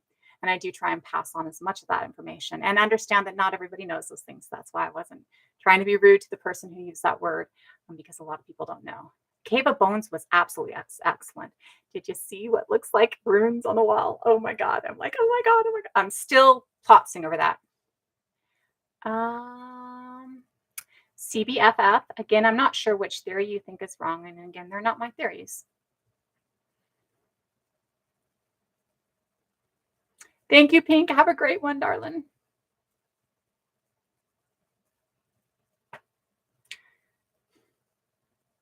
Do I agree that all Black people are not genetically the same? So let me go over how we discovered that race doesn't exist. Race is a colonial construct. Race was developed after Europeans get to the Turtle Island and Abya. After the landing on the Taino people in Abya. And this is a theory that's brought about originally based on the biblical thought process of Ham, the son of Cain, and the thought process that the children of Cain and the children of Ham are marked. And the thought process is that mark is dark of skin. And so it is used to justify atrocity to start with. And then when they discover the idea of speciation and they discover the idea of evolution, and the Bible kind of gets set aside as their justification, they have to find a new way to justify. And so they use the theory of race to justify. They create the theory of race. And the theory of race states that your skin tone and your hair texture and your eye color and the width of your lips and the width of your nose and the height of your ears and the arch of your brow dictates Your pain tolerance dictates, your intelligence level dictates what you're good at, right? What you can do. Um, they used a couple of tools that were, early scientific tools like calibration tools. Yet the science behind it wasn't really scientific, right? It didn't have a whole lot of it was a bias, right? And so as they're creating this justification of their atrocity based on bias, they don't really create a very knowledgeable justification. When we get to the point that we can actually start testing people for DNA, when we get to tools that are actually slightly more unbiased, nothing is unbiased, everything has bias, even the archaeological record has bias because certain bones dissolve faster than other bones. Basketry is going to dissolve faster than a stone tool is going to dissolve, right? So everything has bias, but DNA testing has less of a bias to it. It's more based on something not human thought, right? Something not human bias, right? And so when they reach that point and they start doing the whole genome test, they realize that there is more genetic diversity within primary populations than between primary populations. And what this means is that if you live in a primary population in South Africa, say you are a member of the Khoi population of South Africa, and your next door neighbor is a member of the Khoi population of South Africa, you and your next door neighbor are going to be more genetically diverse. You're going to have less genetic match than you and somebody in Sweden, right? Or you and somebody in China.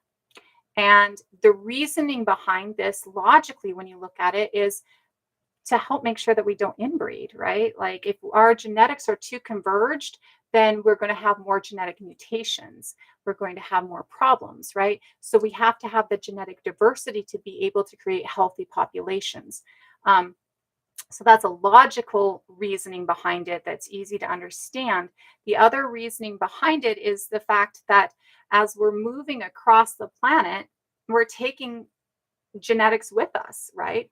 So I'm going to use a couple of really arbitrary numbers, meaning they're made up in my own head right now to make it easy. So if we as a species have 100 genes, right, and every single person within our species gets 25 genes, and every population of 100 people has the full 100 genes, and you have a population of 200 people, and 100 people stay and 100 people leave, okay?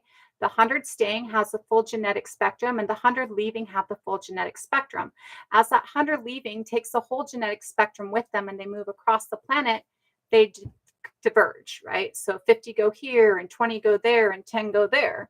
So the 50 over here are maybe carrying genes 1 through 75, and the 20 over here are carrying maybe genes 50 through 100, and the 10 over here are maybe carrying genes 30 through 80, right? Whereas the population that stays with their 100 people carry the whole genomic spectrum, right? So I here within this whole genomic spectrum might have genes 50 through 75, right? Because I get 25. And somebody up here in this group population that started as 50 also has genes 50 through 75. So we both have the same genetic makeup. And I am different than my next door neighbor who has genes 1 through 25, right? So this is how we understand that the theory of race didn't work, that it was wrong, right? We see that there is greater genetic diversity within populations than between populations. So all Black people are absolutely not genetically the same. All white people aren't genetically the same. These terminologies too can be kind of problematic. All Khoi people are not genetically the same. All Scandinavian people are not genetically the same, right? There has got to be genetic diversity within those populations to be able to create the next generation without mutation.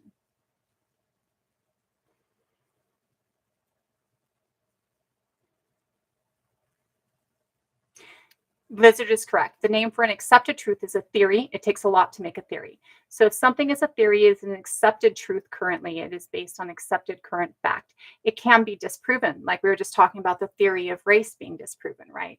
It was an accepted truth. It was based on the facts that they had at the time. Of course, it was very biased, and of course, it was justification for atrocity. When we get better truths, when we get more understanding, when we get better tools, we're able to debunk this false thought process, right? Yet it was an accepted truth at the time. And the current theories are accepted truths right now. They could change. Our theory in the beginning of this last year was that we personally had come from Homo antecessor or Homo heidelbergensis. Now we understand that we came from a convergence of antecessor heidelbergensis or Gaster, Rudolfensis, or Rectus all coming together, right? And so the accepted theory of our evolution has morphed over the last year as new information is coming out.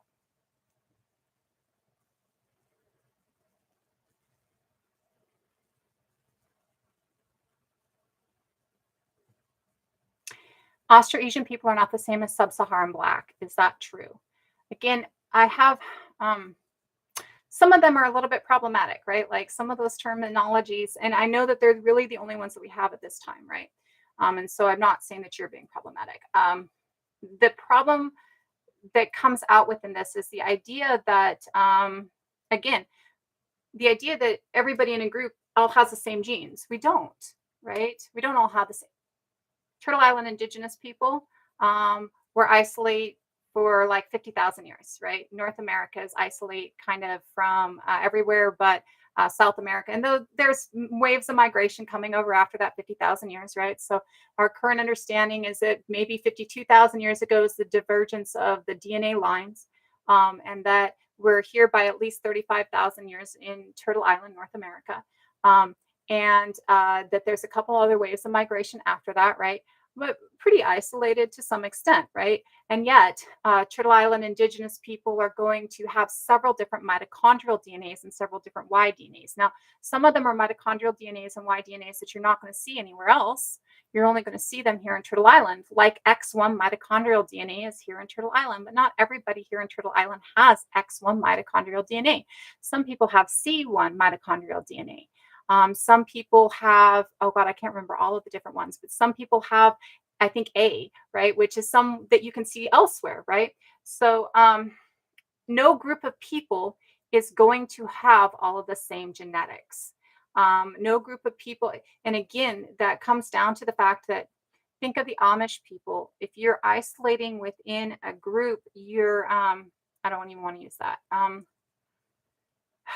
If you're isolating within a group, we get different problems called like founder population, things like that, where your genetics start narrowing. And when your genetics start narrowing, this is why we believe the Neanderthals ended up dying out, is because their genetics started narrowing. By the time they die out, there's roughly like 10,000 of them left when we envelop them within us.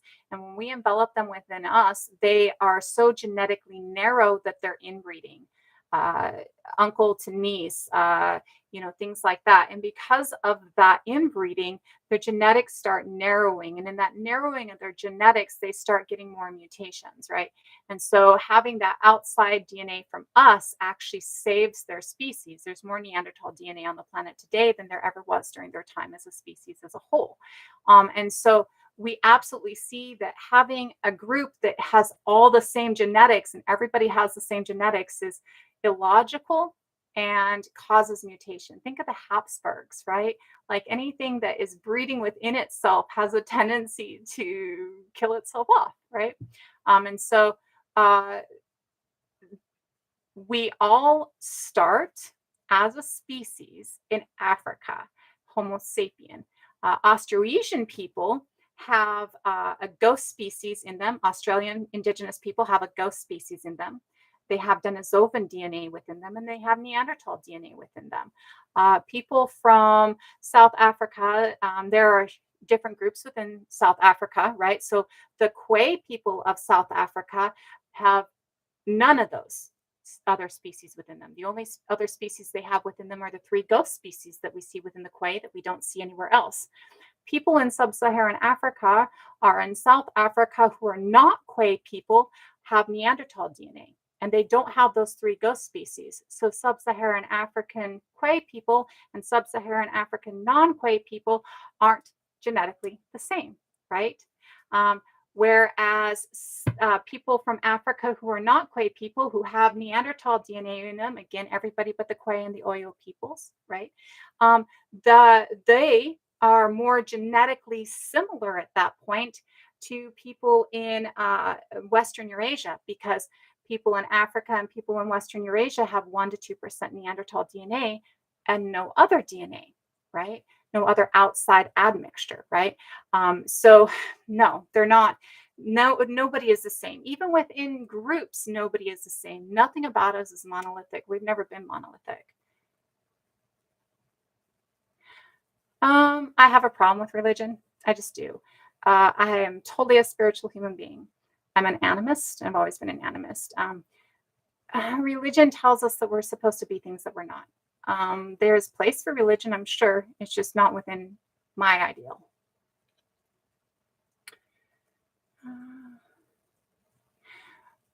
So Denisovan and Neanderthal don't make a race. Again, race has been debunked. Race doesn't exist. It's a colonial construct. Again, racism exists. In the United States, racism is the entire structure of the United States. Racism exists. Culture exists and ethnicity exists, but race does not exist. Denisovans and Neanderthals can be seen in specific regions of the planet. So Neanderthal is everywhere, everywhere, everywhere, except for the Oyo population and the Kwe population in Africa. But the rest of Africa and the rest of the world all has Neanderthal DNA between 1% and 5%. Denisovan DNA is seen in Southeast Eurasia, the islands of the South Pacific, Australia, and in Turtle Island and Aboriginal indigenous people. So there's 0.02 to 0.03% Denisovan DNA in Turtle Island and Aboriginal DNA, indigenous peoples. There is the largest percentage of DNA, Denisovan DNA in Australian people, indigenous people, and in Papua New Guinean people.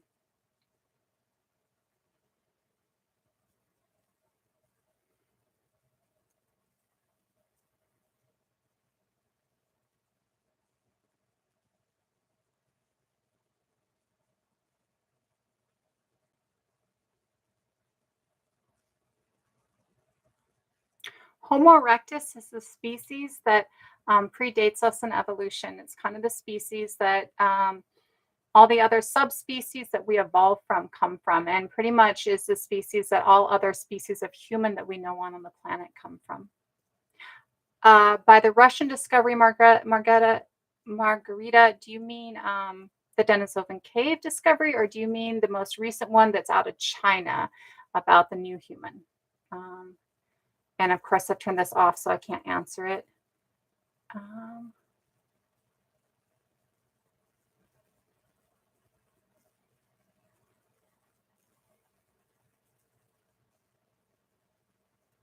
See you later, lovely.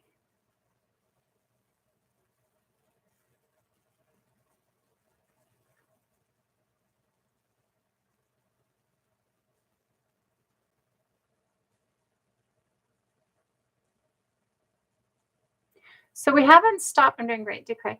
Thank you. We haven't stopped evolving. We have stopped speciating. And that's because, again, to our understanding up until this year, speciation happens in isolation.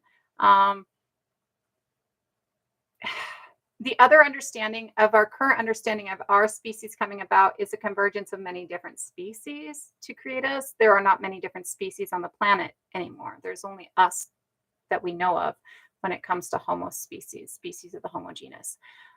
There is currently a doctorate of anthropology who discovered Homo florensis and has been working on Homo florensis since its discovery in 2003, who has information that Homo florensis has been seen as recently as 50 years ago by indigenous populations in Flores.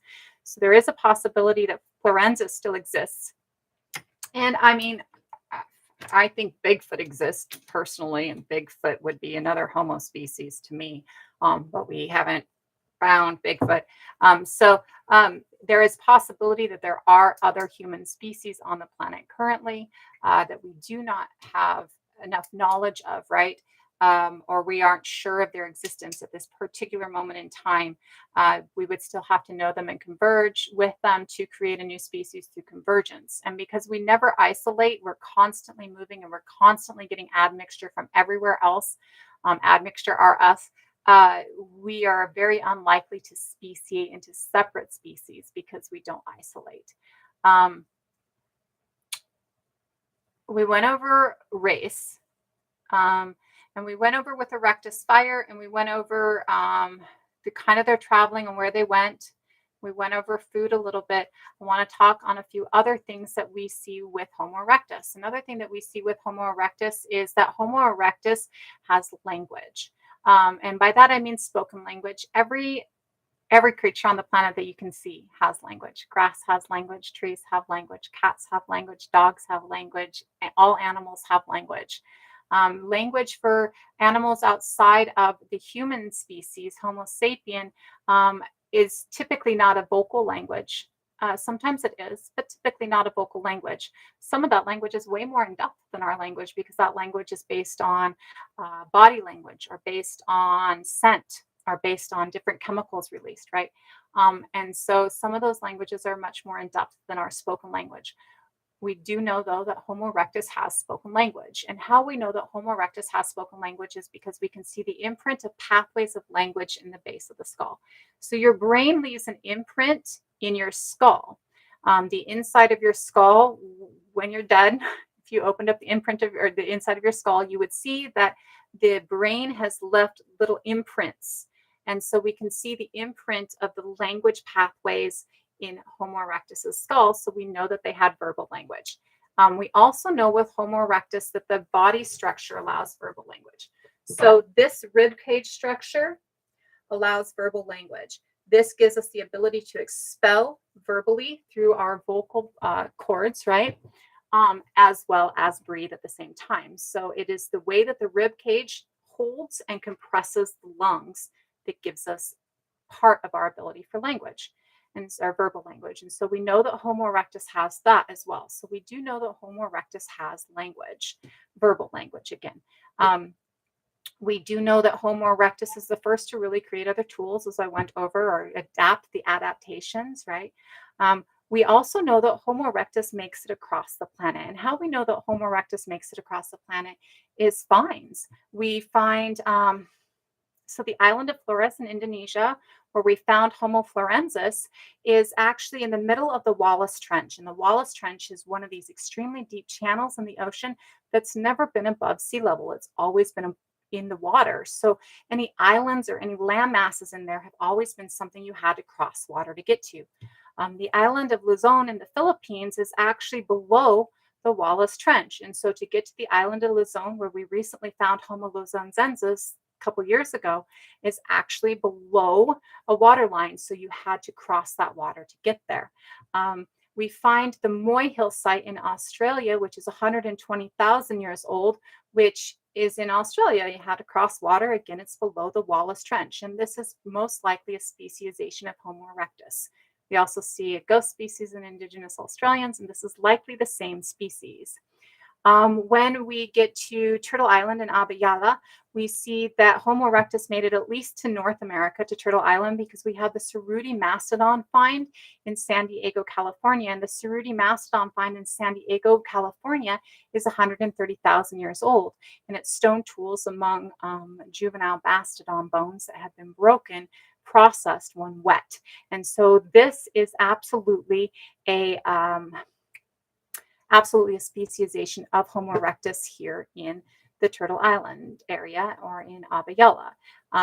We only have the find here in Turtle Island currently, and so I'm saying Turtle Island, but we do have the genetics in Abya as well. So there's a ghost species in Turtle Island Indigenous people and an Abyalian Indigenous people. And because that there is a ghost species in both of those groups that we don't see anywhere else on the planet, we absolutely see that there is a subspecies, a speciation of Homo erectus here that gave that ghost species, that when sapien get here, we enfold that in. I am going to go over a list of what the different species of Homo erectus speciations are. I'm not going to go over like the 14 subspecies just because I can never remember all of them off the top of my head.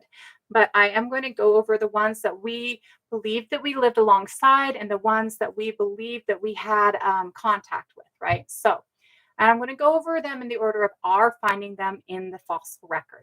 The first one that we find in the fossil record is Neanderthal. And Neanderthal shifts our understanding of the world.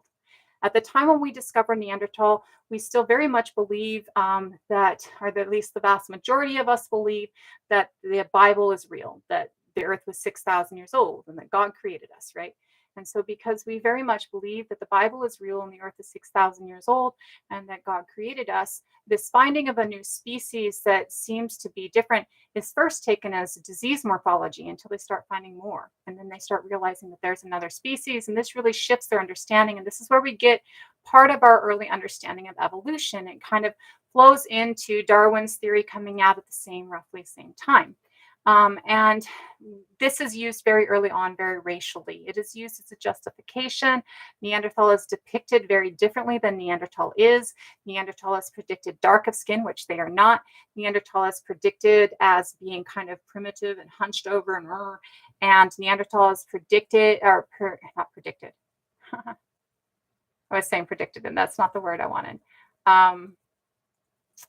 Neanderthal is shown as being several different things that we associated with it at the time as being primitive, a word I really don't like. And then it was converged with the idea that that was people from Africans' qualities, like African people's qualities. And so early on, Neanderthal was used very much as a racial thing. It was really used to double down on the theory of race, double down on the theory that racial groups are evolvement, like certain racial groups are less evolved than other racial groups. Again, we've debunked all of this. This is a crock of bullshit. Race doesn't exist. Nobody's skin tone denotes how intelligent they are or whether or not they can handle pain or any of these other things. This is a really problematic idea anyways to start with, and it is really about justifying atrocity, right? If I have to face the fact that I've been committing all of these atrocities against actual human beings instead of deciding that they're somehow lesser than me, then I have to face the fact that I'm a shitty fucking human being. And they just couldn't face that fact because there was no accountability. So we absolutely see that Neanderthal, when it first comes around, is absolutely used as a justification for atrocity and absolutely used as a racial thought process. It's not until much later that we find out that you really can't do that, right? Like there's more Neanderthal DNA usually outside of Africa. B, Neanderthal is definitely on the lighter skin, right? And our depiction of Neanderthal early on is definitely not a correct depiction of Neanderthal either. And our idea of what is primitive and what is not primitive is extremely problematic. So there are a lot of problems within this. Thankfully, we have worked really hard to kind of change that understanding and kind of move that understanding into a different direction.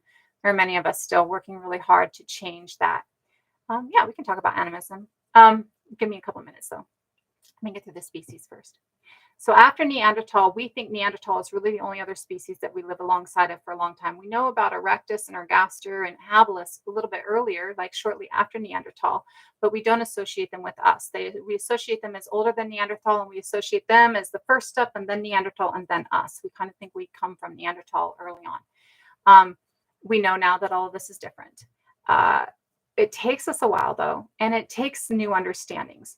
So in 2003, they discover Homo florensis on the island of Flores in Indonesia.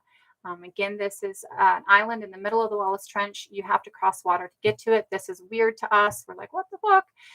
And we're also looking at the fact that within the discovery of Homo florensis, we discover things like island dwarfism affects us. Island dwarfism and island giganticism is the idea that if you are in a small space with not a lot of large predators and not a lot of food, you're going to shrink to adapt that size so that, or to that space, so that you're not overusing the space, right? You're not taking too much from the space. And if you're in a large space with large predators and abundance of food, you're going to get gigantic. You're going to grow larger. This is why we get megafauna, right? So Homo florensis gives us that idea. Homo florensis comes out around the same time that the Lord of the Rings trilogy really starts coming out onto mainstream, right? And so we nickname them the Hobbit species. They are 3'5" at their height, and they have large feet. And so this is our Hobbit species, right? After Homo florensis, we have this advent of this ability to test ancient DNA. This comes about with Svante Pablo's invention of PCR, or polymerase chain reaction. When we're looking at that, we see that PCR, polymerase chain reaction, is what Svante Pavlov won the Nobel Peace Prize for last year. And what this does is it gives us the ability to take one strand of DNA and multiply it millions of times so that we can actually test it. To test DNA in somebody who is not alive, you have to destroy what it is that you're testing. So a finger bone, you have to crush it up, and you have to put like a solution in it, and you spin it out to tease out the little fragments of DNA. And then when you get that fragment of DNA, you destroy it in your testing process, and you need more than one fragment of DNA to actually test it. So we weren't able to test ancient DNA until PCR comes along. With PCR coming along in 2010, I want to make sure I have them right order. Yes, 2010, we see Denisovin. We see Denisovin from a finger bone, a phalange, in Denisova Cave in Russia. Because we have PCR, we start testing all these bones in Denisova Cave. And Denisova Cave has thousands of bones, and they're fragments of bones. Like their largest is 2 inches. They're fragments of thousands and thousands of bones. And so we start testing these bones, and we find an entirely new species, and we find Denisovin. We find Denisovin in us. We have a full genome of them. We get them through DNA so we can see where they are in us, right? And we start to get more and more information on Denisovin. And this kind of gives us this understanding that not only are Neanderthals within us, because we've now got a full genomic spectrum of Neanderthal by 2010, but there's another species within us. And it also starts giving us these abilities to look at different fragments of our DNA and see where they might be other species. This is kind of how we start to see ghost species. After 2010, in 2012, we see the discovery. No, it wasn't Carrie B. Mullis who invented PCR. PCR comes from Svante Pavlov, sovereign, out of the Max Planck Institute. So when we get to 2012, we've actually had Gideon, one of the people who were exploring the Rising Star Caves when this discovery happened. The Rising Star Caves is a cave system outside of Johannesburg in Africa, South Africa, and it's a geologist's dream. Lots of geologists go in there and study. And a group of geologists discovering things and going through and looking found a species, found bones way, way, way, way back in this cave. It's like a very narrow opening. It's like 11 inches by, like, you got to be really small to go into it. I first found out about it because my paleoanthropology professor had been asked to go out because she's a very tiny Asian human being. And so she was asked to go out because she's a very tiny person. And they were looking for lots of tiny people to go to this because you had to be tiny to get through all of these places. We have recently found so much more information on Naledi. Naledi is one of the most fascinating subjects. Naledi is way more advanced than we were at the time. When we come about, they're from 335,000 years ago to 235,000 years ago, and they had things that we didn't have until 30,000 years ago or 90,000 years ago, right? They are just really advanced. And they're a small species that actually kind of proves to us that evolution isn't linear as well. Because when we look at Naledi, what we see as a species that from the L spine down seems to be Homo ergaster, Homo erectus, Homo sapien. It has the expedient bipedalism, though their feet have the ability to climb a little bit better. They have like a curvature to them that we don't see within ours as much in the bones themselves that gives them an ability to climb a little bit better. And then we see from the L spine up that they look more like Lucy. They're more Australopithecine. And they have the curvature in their finger bones that gives them the ability to climb. They have shoulder girdles that gives them the ability to climb better. And then they have a smaller brain case. But their brain is shaped like our brain now. And we don't get this brain shape until about 30 to 40,000 years ago.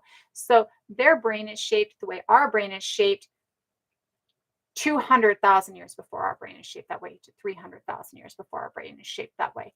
And we now know that it is that shape of the brain that gives the ability to bury the dead, or the understanding to bury the dead, and the understanding of cave art, right? And so we do see that Naledi is one of these species that shows that evolution isn't linear. It has 3 different stages of what we would consider stages of evolution within a single body.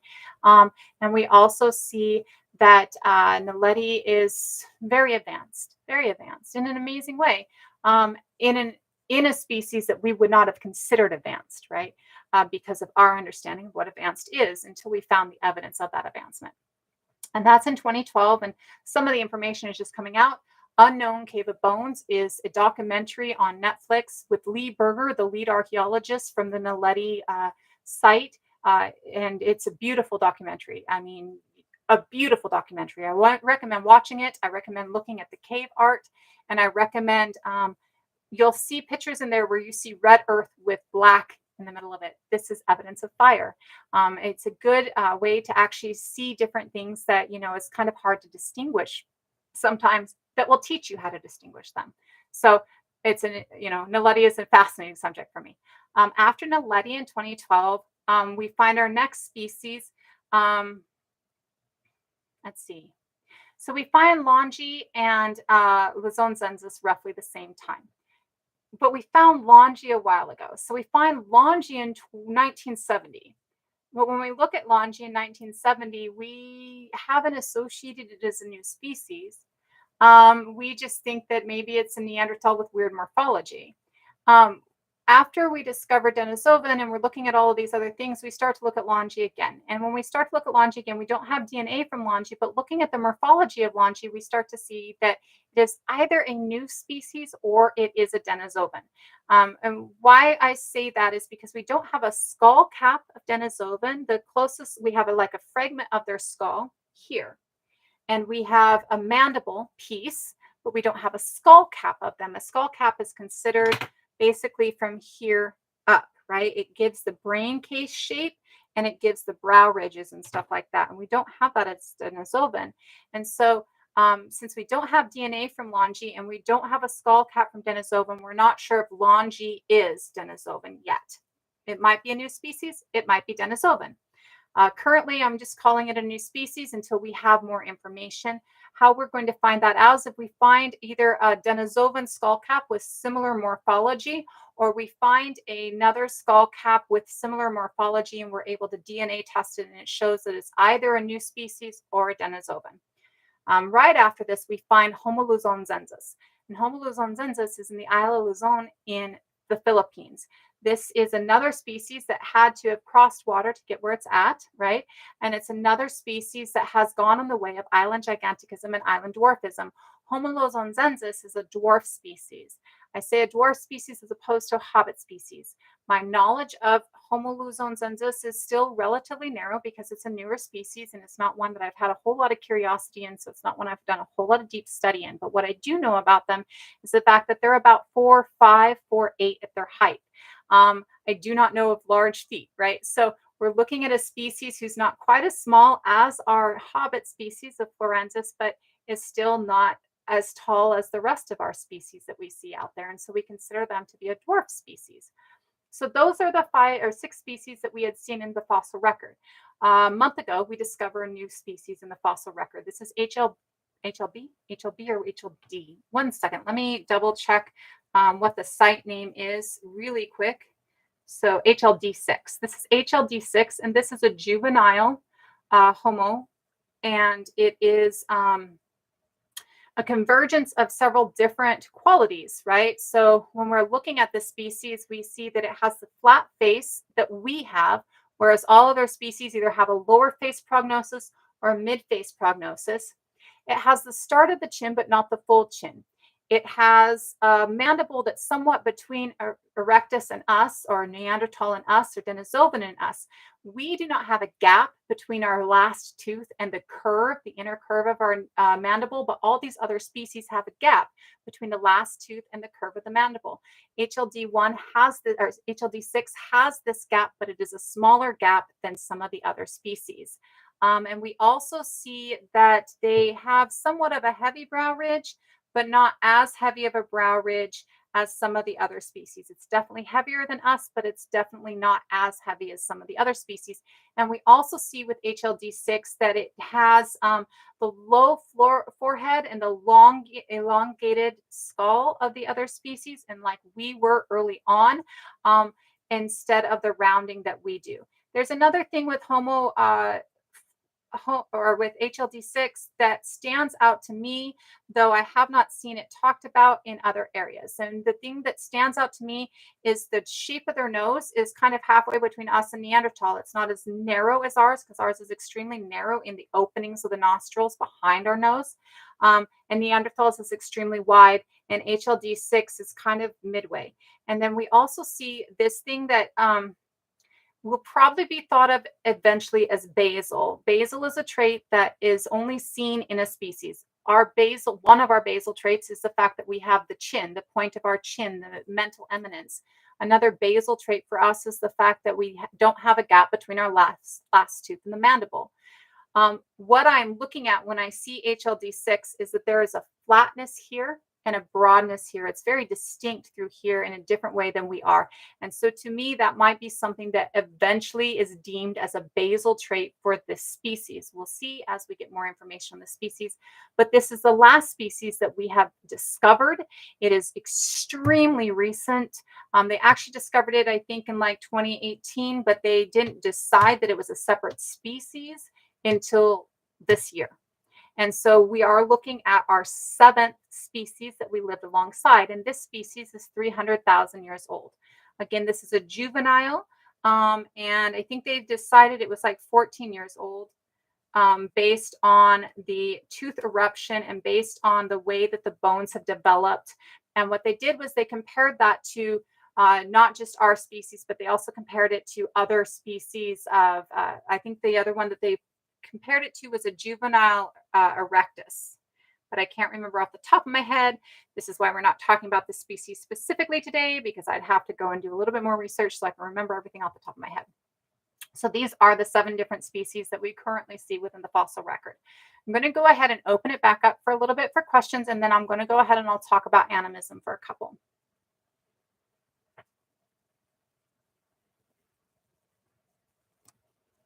Again, I ask that if you're commenting, if you think I'm wrong about something, that's totally okay. I would ask though that you tell me what I'm wrong about and you tell me why. Just telling me I'm lying or just telling me that I don't know what I'm talking about doesn't work. You have to tell me why, because I put a lot of effort and time and knowledge into this. So some stranger on the internet telling me I'm lying isn't going to, you're not telling me I'm lying. You're telling me you're an ass, right? Like it's not going to give me shit. So do ask if you think that I'm incorrect about something, that you tell me why you think I'm incorrect about something, and that you treat everybody within here within kindness, because we're treating you with kindness and I'm treating you with kindness. That's important. And I also ask that you remember that in my space, I don't deal well with racism and I don't deal well with phobias based on gender and desire. You won't like my response. So I would ask that you keep those out of here. The name of the documentary is on Netflix. It's called Unknown Cave of Bones. And I can go ahead and I can type that in chat so that everybody can see it.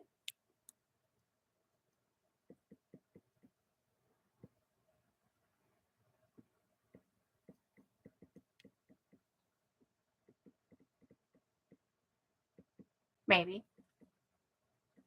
Because I can't type.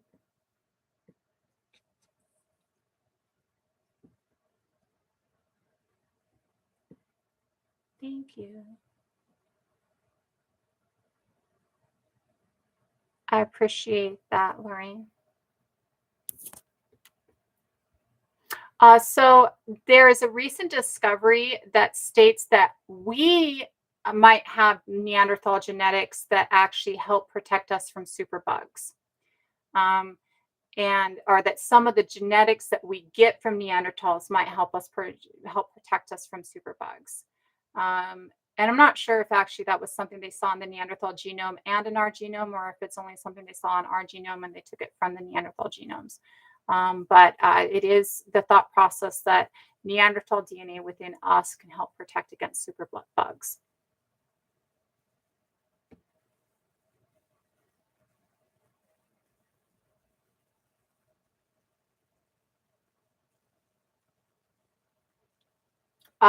So I don't know who Carrie Mullis is. And I do know that like Svante Pavlo won the Nobel Peace Prize for inventing PCR last year. So I don't know who Carrie Mullis is. I would Google Svante Pavlo and Peace Prize.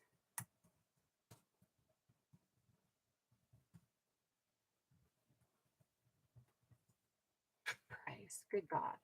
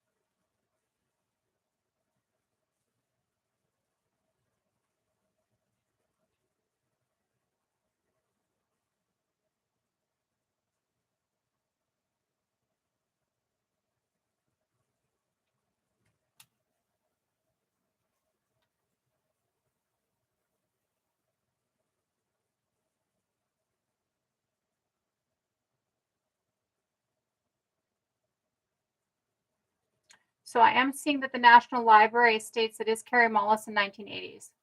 Um, I couldn't tell you. I know that within my field, I was taught Esplante Pablo. It could be incorrect, but that is what I have been taught, and that's what uh,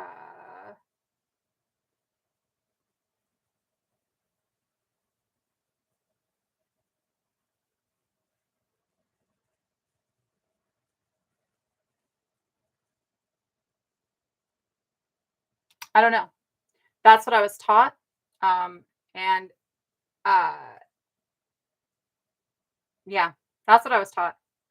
It could be that she developed it in the 80s. It does say it was started development in the 80s and that he started using it for ancient DNA. And that's why it's attributed to him with an ancient DNA. I do not know. I do know that I was taught it was Fonte Pablo. But I mean, like I've said, I'm always willing to admit that I don't know everything, right? Like it could be, I'm just going by what I was taught. Bubble wrap. Why the Inuit have more melanin mix than the Northern Europeans living in the same kind of harsh cold weather. So actually, like if you look at different groups, so the Scandinavian groups, we see there is very light-skinned, blue-eyed Scandinavians, and there are very brown-eyed, kind of darker skinned, but not really dark-skinned Scandinavians as well. The Sami, the Finn, have a tendency to have slightly darker skin and brown eyes, and they also have the, I always say it wrong, but the fold on the inner eye that is Arctic fold for that sun reflection.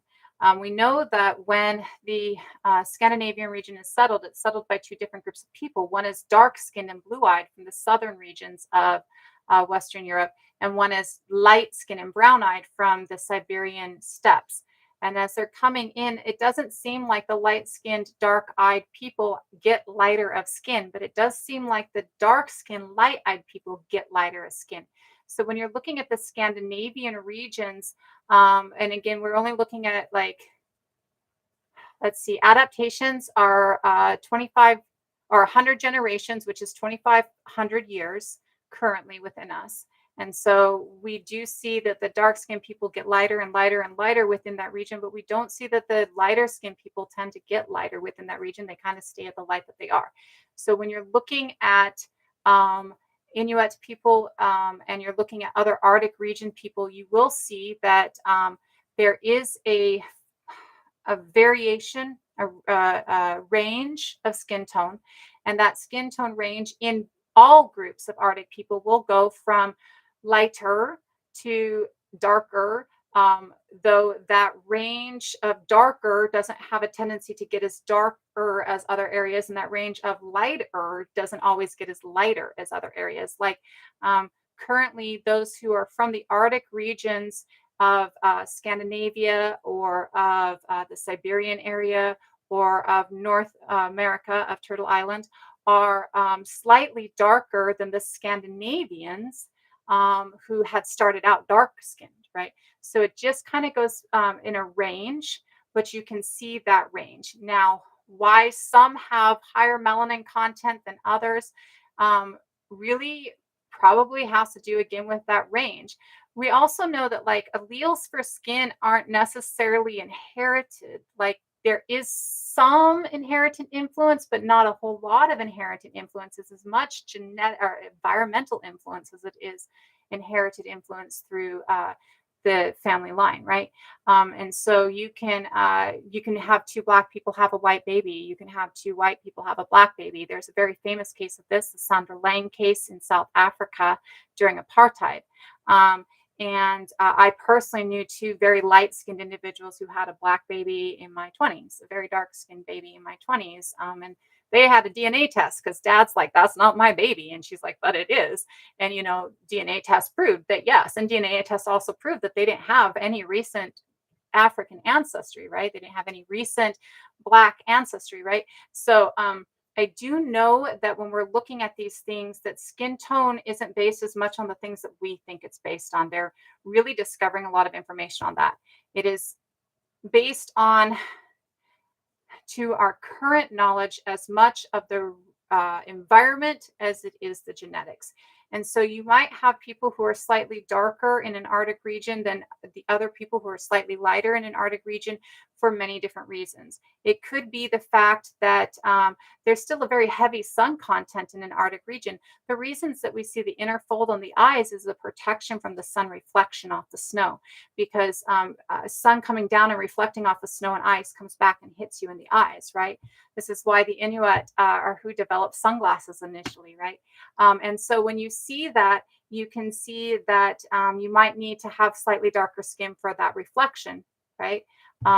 It might be that because we're currently understanding that some of the environment of the mother while the baby is in utero has to do with the skin development, right? The alleles that are chosen to come forward, right? So if you're in a heavy sun, like so, say a mother while she's pregnant is constantly out on the ice and constantly out working on the ice, her child might develop slightly darker skin in utero than she had because she wasn't carried with her mother constantly on the ice. So it's a different thing, you know. It just kind of depends. It has many different things that go into it, right? Which is another reason why we can't really do race, right? Like there's so many different things that go into skin tone that basing somebody's race on skin tone is just really kind of false. So there's many different reasons for this, though I do know. So I grew up with the Haida and Tlingit people, and in the Haida and Tlingit people, even prior to colonization, many are lighter, right?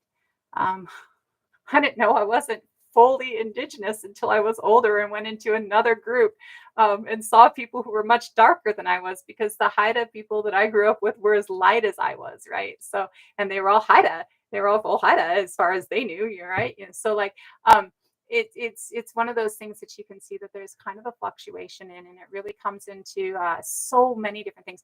Like there are many Inuit people who have the inner fold and many Inuit people who don't have the inner fold, right? So it might be that this group of Inuit people spent a lot of time in the trees, and so they don't, or in the forest, not in the trees, but in the forest, like in the forest in maybe Alaska or in the forest in northern Canada, and so they didn't have as much of the exposure to sun reflecting back, so they don't get the inner fold, and they might be a little bit darker of skin because of the fact that they have the sun beating down, but they don't have the sun reflecting back, right? So there might be different reasons for that. Because why does Ancestry23andMe give Europeans their European ancestry but does not give their African ancestry? So there's several different reasons for that. One is that 23andMe and Ancestry don't do a full genomic test. They do between 1 and 25% of your genome. So on Ancestry, my African DNA doesn't show up. On 23andMe, my African DNA shows up.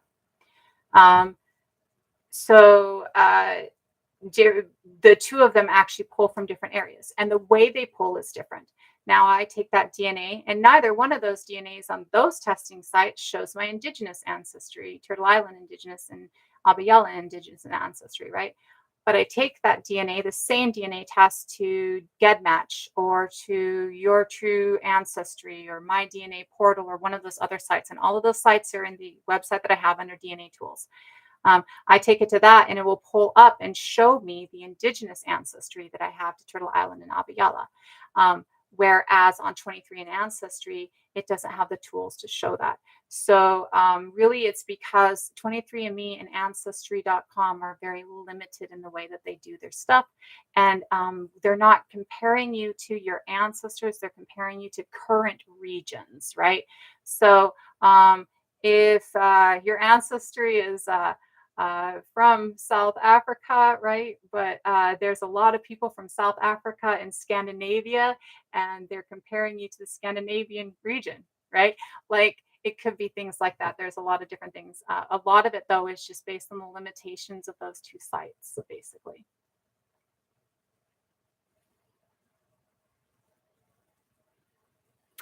Oh, that's a beautiful combination, Lauren. Sami is such a beautiful people.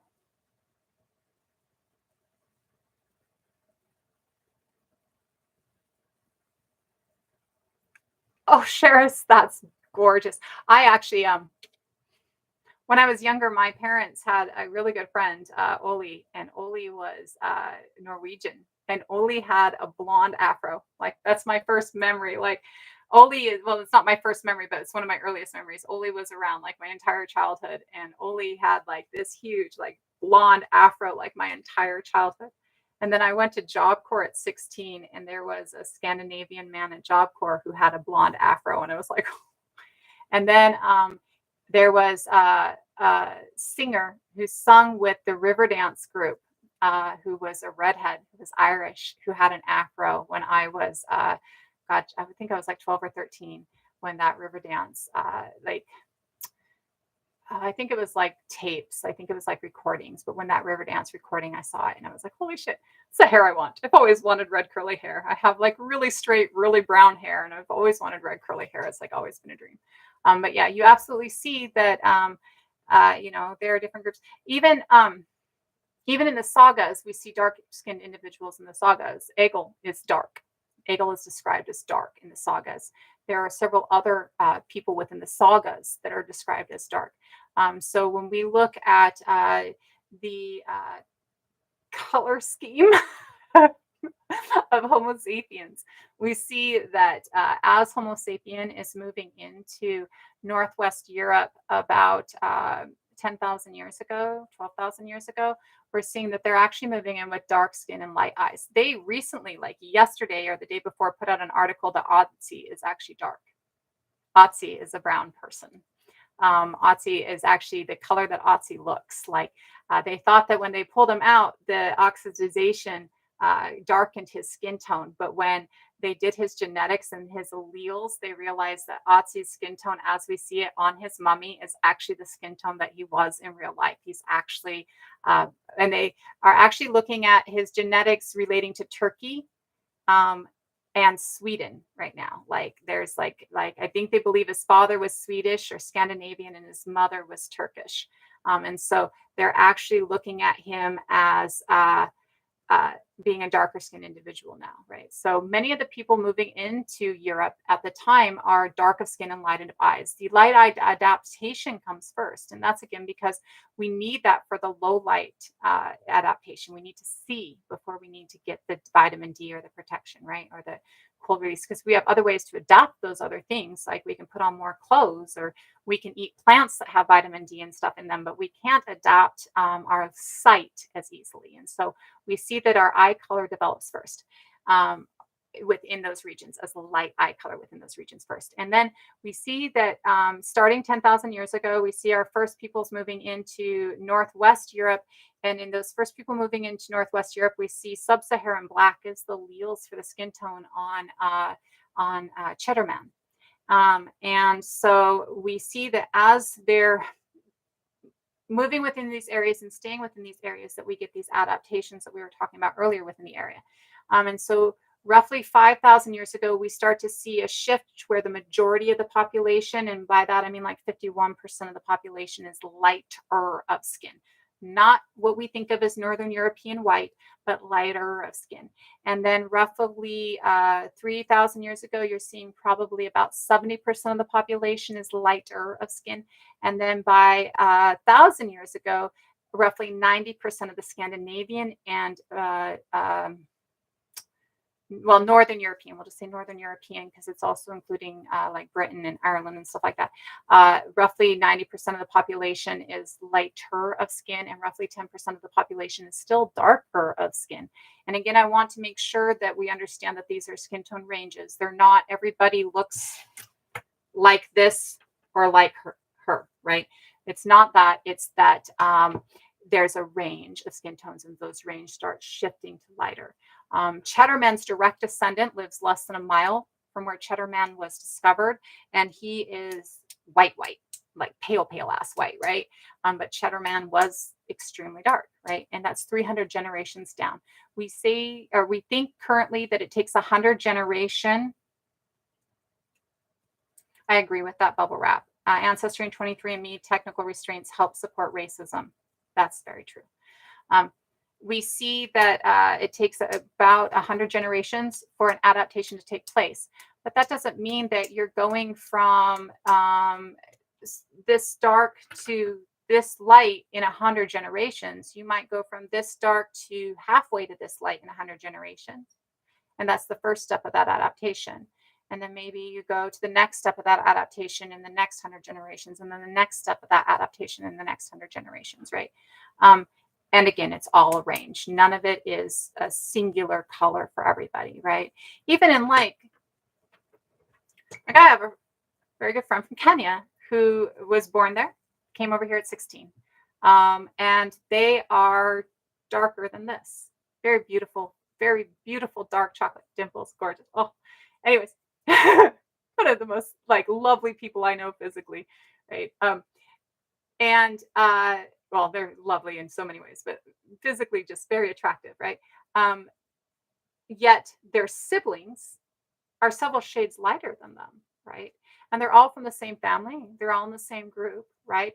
They happen to be an extremely dark shade, and their siblings happen to be a lighter shade, right? Not white, definitely black, right? But lighter than they are. So you can get that even within the same family group where you're getting these different shades, right? And so we always have to remember that it's a scale. It is not a single point on a line. It's a scale on a line, right? Um,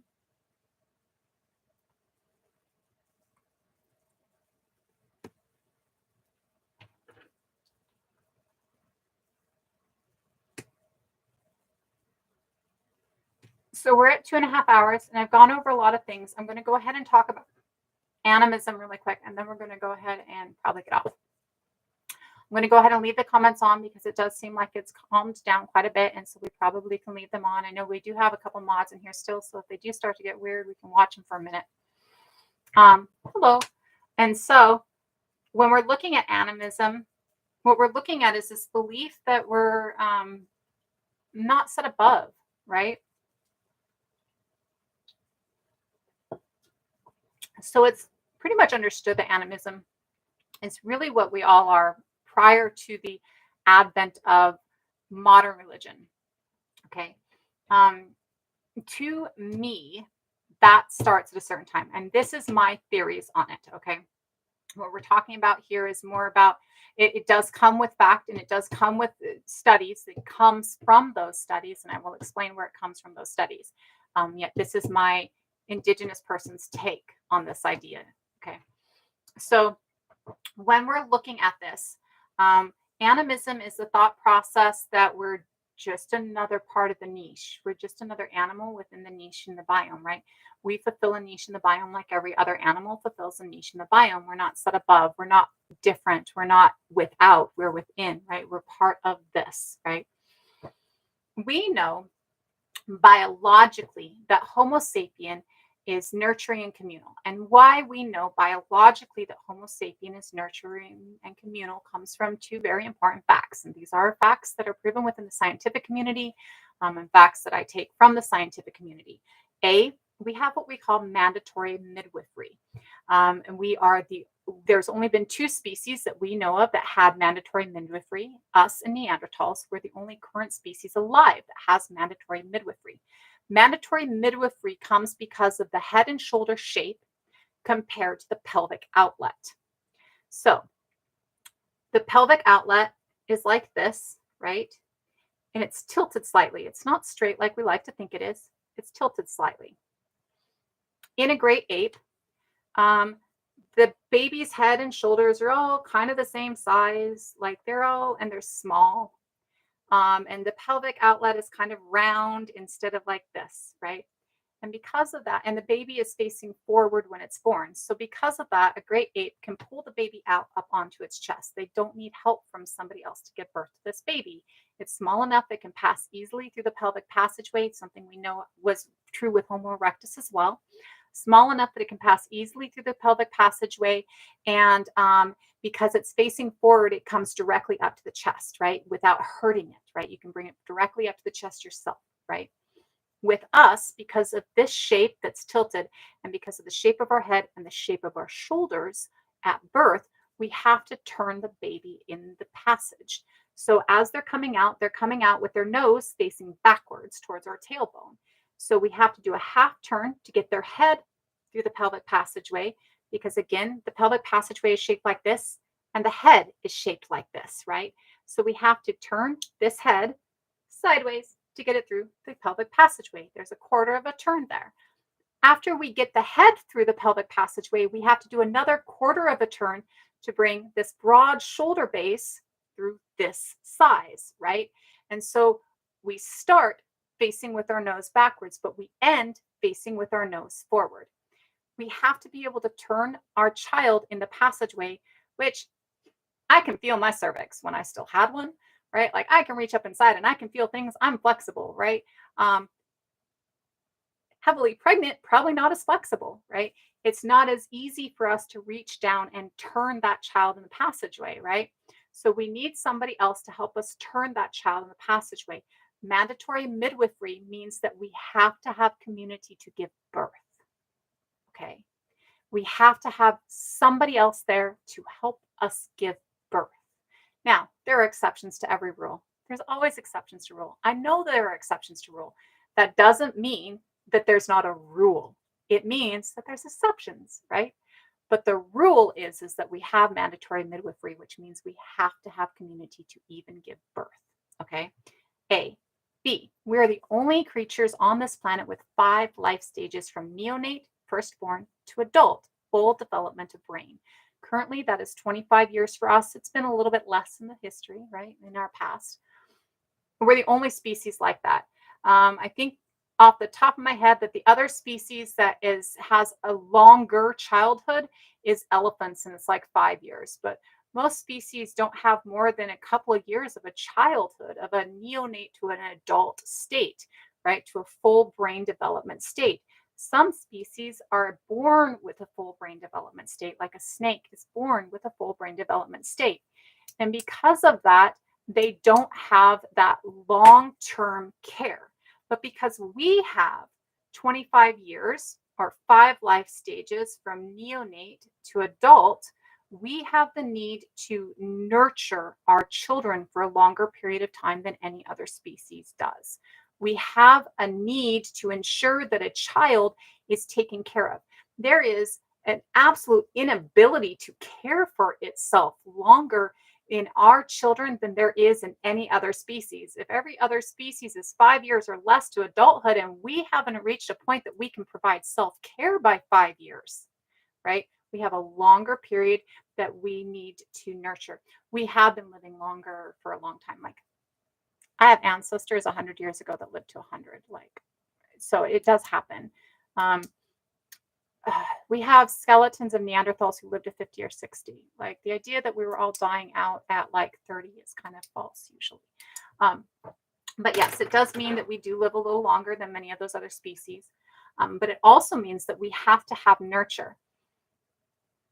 Because of how incapable our infants are and our children are into a later stage in life, we can't just have one person nurture. We can't just have one person take care of it. If I am trying to just take care of this squalling baby on my own, I'm not going out and getting food. I'm not able to protect us. I'm not going out and getting water, right? I'm not capable of taking care of myself and this squalling child. So I have to have many people helping me, right? I need a community.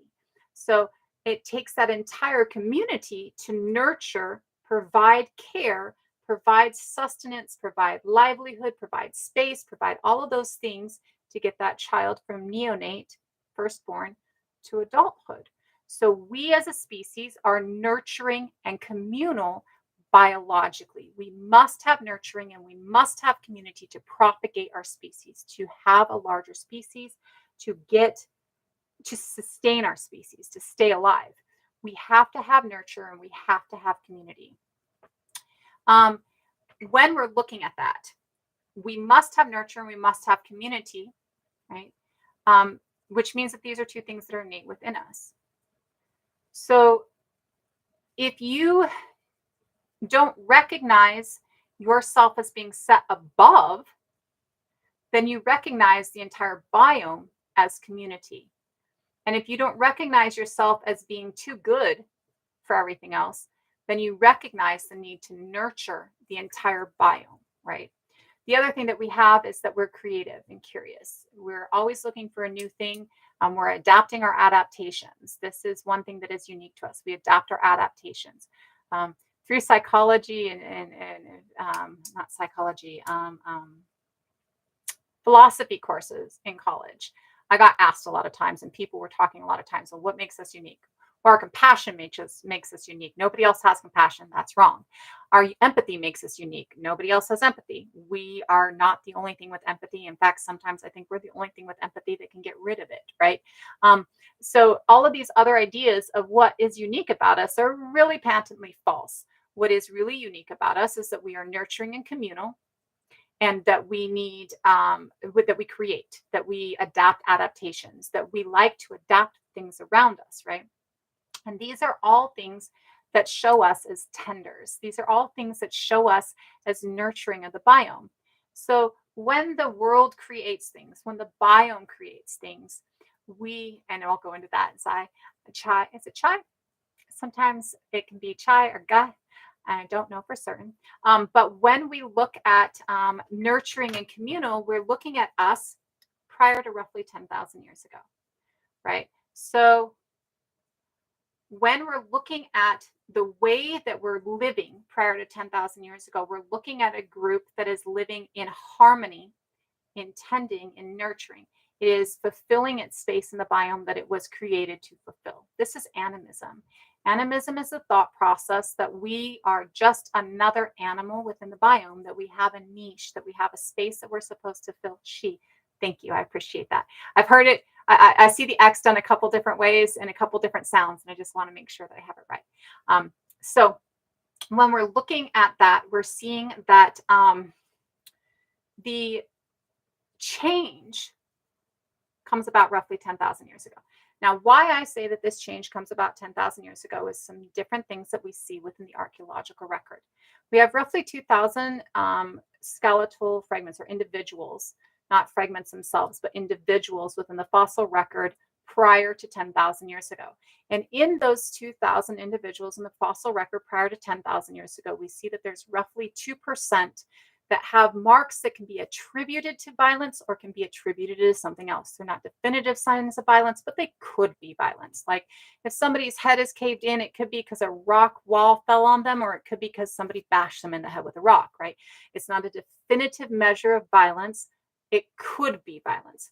But we see only 2% of 2,000 have something that can be attributed to violence, and there is nothing definitively violent. At 10,000 years ago, we see this number rise to 15%, and we see it become a definitive violence. Roughly 10,000 years ago in Kenya, we see that there is a massacre of 8 people, and one of them includes a pregnant woman who is tied into a squatting position, or into like a cross-legged position with her hands tied down here like this, and then she's killed, tied up when she's dead. So this is definitive violence. You can't mistake that for anything else, right? So when we look at that, we see that at 10,000 years ago, there's a severe uptick. And it's not only a possible, it's a definitive, right? And so this shows us that at 10,000 years ago, we have this change that takes us from being a very non-violent species, right, to being a violent species towards each other, right? Roughly at the same time, we see the advent of our first agricultural-based cities. Agricultural-based cities gives us the idea that you own land, right? This idea that property exists, right? This idea that I can own a piece of property ends up translating into the idea that I can own an animal, ends up translating into the idea that I can own a human, right? It translates in the idea that we can own something that's alive, right? Before then, your possessions might be your really great knife that you've made, or your beautiful clothes that you've made, or that you've traded for, right? Possession isn't over something that lives before this. There's no evidence of possession over something that lives before this. Land, in animistic thought process, the earth itself has a soul. It is a part of the entirety of the biome. Animals have souls, plants have souls. We're all equal. We all have this equal humanity to us, or what we vision as humanity to us, right? We all are an equal space within the biome. We all contribute. We all have a niche. We all have a purpose within the biome. When we get to a point where we start owning land and we start saying that the earth itself is not alive and doesn't have its own right of life, right? We start stepping ourselves above, and we start separating ourselves out of animism, and we start removing ourselves from the animistic thought process. And when we start removing ourselves from the animistic thought process that we all belong to the biome, that we all are equal, that there's equality and equity within this biome, and we start thinking that we can own things, we start taking that somewhere else. We start to see stratification. And stratification as in king or ruler, ruling class, middle class, peasant class, right? And in this start of stratification, we also start to see the start of othering. And in this start of othering, we start to see that othering is created so that we can keep control, so that this person way on top here can keep control of these people down there through fear. Because if I can convince you that you have to fear the barbarians in the hills, I can convince you to give me all your food so that I can feed my army, so that my army can control you because they're protecting you from the barbarians in the hills. And this is where we see the start of othering. This is where we see the separation from animism into where we're at today. That is where the separation comes in. Animism itself, though, again, is this belief that we are all a part of the biome, that everything exists in harmony to help each other, that the grass, well, not the grass outside that's kind of propagated and weird, but the grasses are there to feed me or to feed the animals that then feed me, right? That my harvest tends them. This is something that we see within indigenous communities described as honorable harvest. And this is the understanding that instead of going and picking everything on the bush, you pick a little bit because you're pruning as you're picking it, right? And so this is a tending. And this is what animistic thought process is the thought that we are a part of the biome, we serve a purpose within the biome, and the purpose within the biome is tending. It is creating a harmonious and better space for everything else within the biome, including us, right? When we start to set ourselves above is when we get that shift. So somebody who is animistic is going to look at the biome and the world around them as something they're a part of. They're going to look at the land as having its own soul, its own being, its own autonomy, right? They're going to look at another animal as having its own autonomy, and they're going to see that we're all related, that nothing is more important, that none of us are more important, right? An advanced society adhering to that reality would look like the 5 civilized nations, would look like what we deem the Iroquois, the Haudenosaunee, and the Anishinaabe.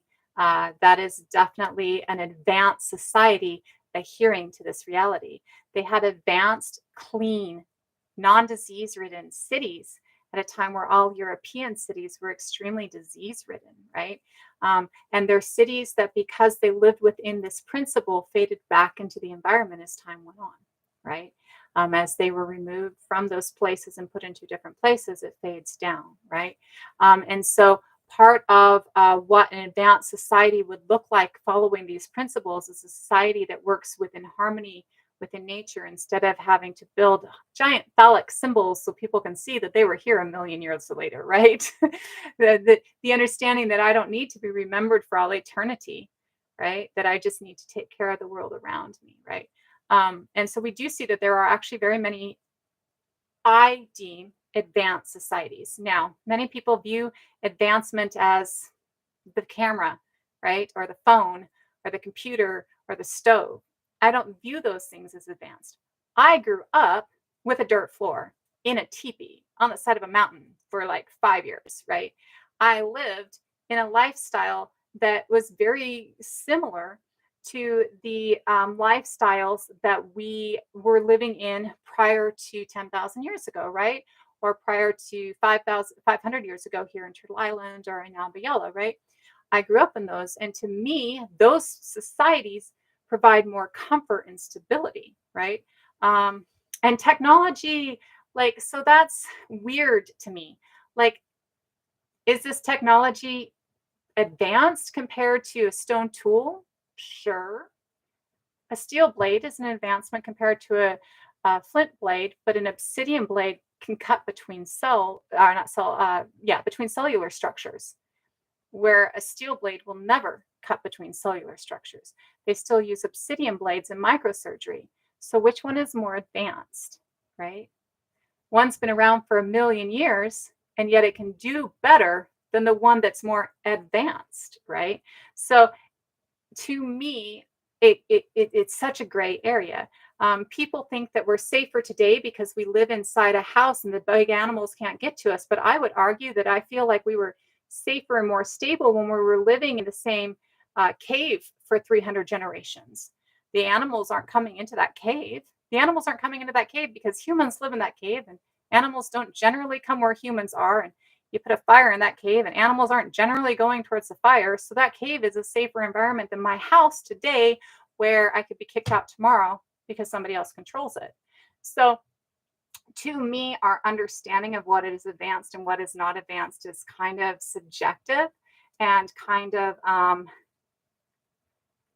oh God, the word is slipping my head. But it's very much made up. Our idea of what is advanced versus what is not advanced is very much made up in our head, right? And I absolutely see where we can have phones in a method that is more harmonious with the world, more harmonious with the environment. So we could have these advanced things that we feel are advanced in a better way if we were to look towards the advanced societies that existed before that we have tried to eradicate, right? So relative is right, but it's not the right word I was looking for. There was a word that I was looking for earlier, and I can't remember it, or that I was using earlier, and I can't remember it now. But definitely, it's based, right? It's based on how you're viewing the world, right? So,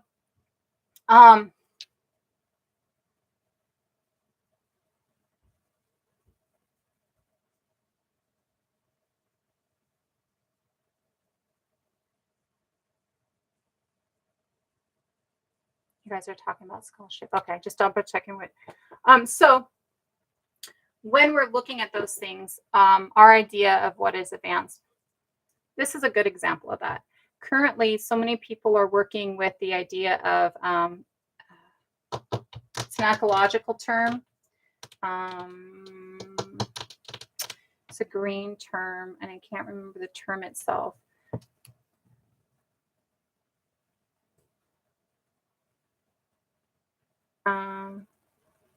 It's like green ecology, but that's not the term itself. But currently, we're looking at the idea that hey, Nicole, we're looking at the idea that, fuck off my head.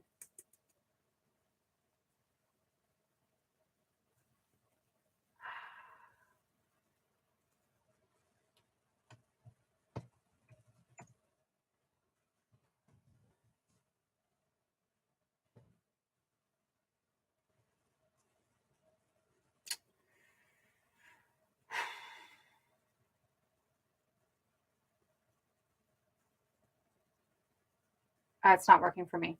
So we're currently looking at the idea that green ecology is more advanced, right? We're currently looking into doing things in a more green way, more ecologically sound way. Like we're looking at, fuck, the word is needed and I can't think of it. But we're currently have like an entire field that's looking at how we can ecology better, how we can work with the environment better, right? And it's got a whole new modern term, and it's, permaculture. Thank you. That's it. So we're currently looking at permaculture, and we're looking at permaculture as this new thought, as this invention that we're just coming up with, right? Except indigenous people have been using permaculture for thousands and thousands of years, right? So now we're looking at permaculture as this advancement, but it's not an advancement. It's been in place and it was taken away. And now we're trying to bring it back, right? And so I think when we look at advances, we have to understand that everything traditional was once brand new. That many things that we think of as advanced technologies are not advancements. They're actually a slide back, right? We looked for the longest time at monoculture, not monoculture, mono agriculture as being an advancement. And now we're realizing that mono agriculture is actually destructive. It's not advancement. Permaculture, as we call it, is more advanced. But permaculture, as we call it, is honorable harvest and has been here for thousands and thousands of years. We just eradicated it with Western thought and mono agriculture, right? So we look at mono agriculture, which actually the start of that with agricultural based cities is actually part of that movement away from animism that causes so many problems. But looking at mono agriculture as being the advanced things for so many years, it's not an advancement, it's actually a detriment to us. Whereas what we viewed as primitive or backwards, we're now realizing was way more advanced than what we've been using, right? So when it's trying to come out of our previous delusions, right? We're currently at a state where we're kind of like cockroaches on the planet, right? Locusts on the planet, right? We hear people talk about that all the time. Humanity is just a locust. We're just eating everything alive. Well, that's only because we've reached this thought process that we're set above. So many people think that this planet was given to them as a gift to destroy. I don't know why people think that they should be destroying gifts anyways, right? But so many people look at the planet as a gift that they get to destroy instead of understanding that the planet is alive and that you're supposed to be working within it and working with it, right? And so animism is the idea of working within. Animism is the idea of being a part of the biome instead of being separated from the biome, right? There's a lot of spirituality within animism. You can absolutely have gods and goddesses within animism. You can absolutely have, deities of other kinds within animism, right? What it is not being set apart. What it is this understanding that we're not different. I read a book when I was in my teens. I was in treatment and I was kind of disconnected from my community.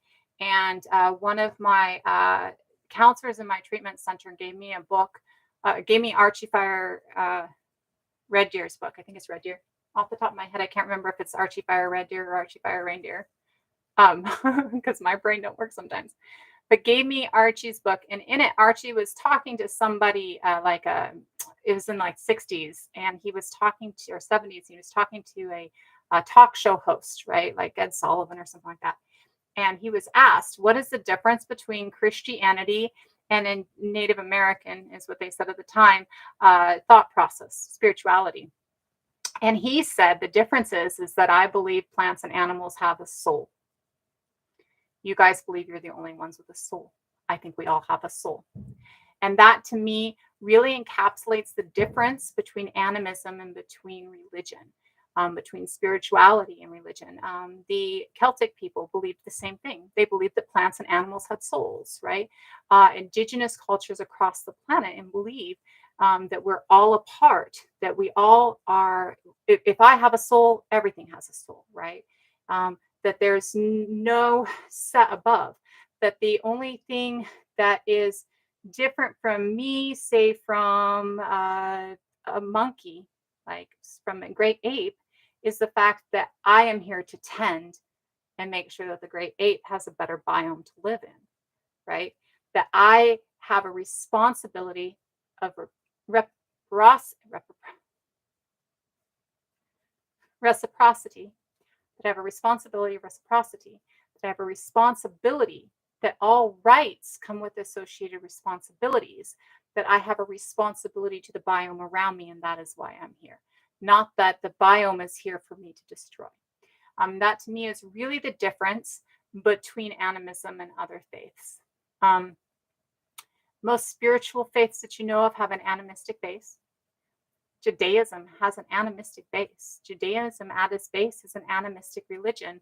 It's not until it gets kind of twisted a little bit later on that kind of leads to animism. But even when you look at Judaism today, there's a festival of the trees. There's the belief that the earth is a part of you, right?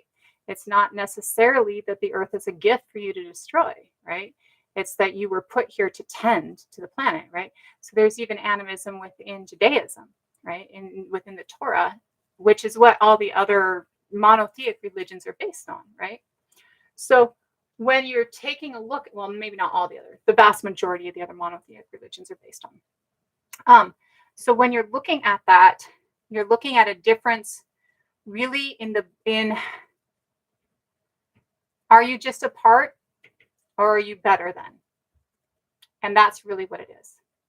Are you just a part or are you better than? And therefore everything else is out to serve you, right? We take individualism to the extreme. Having an individual talent is amazing. That's what contributes to the community as a whole. If I study a lot of things and I find that my talent is teaching, that's a contribution to the community as a whole.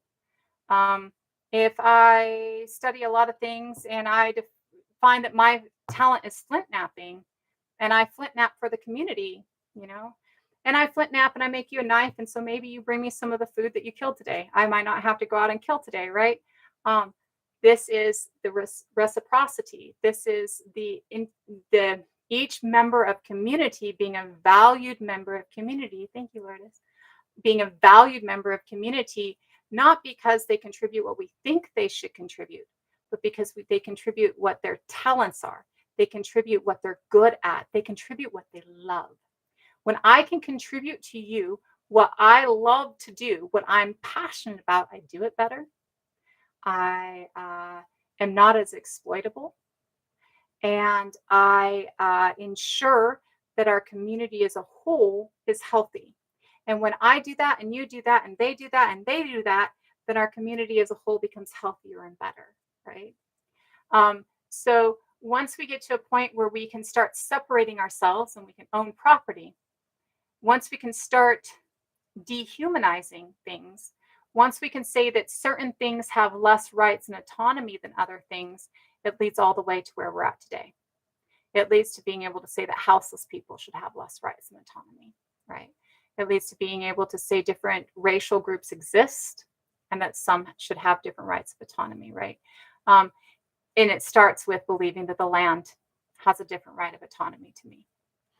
And again, those are things that I can trace back through the archaeological record, but my conclusion on them is based on my own theories and my own thought process and mindsets.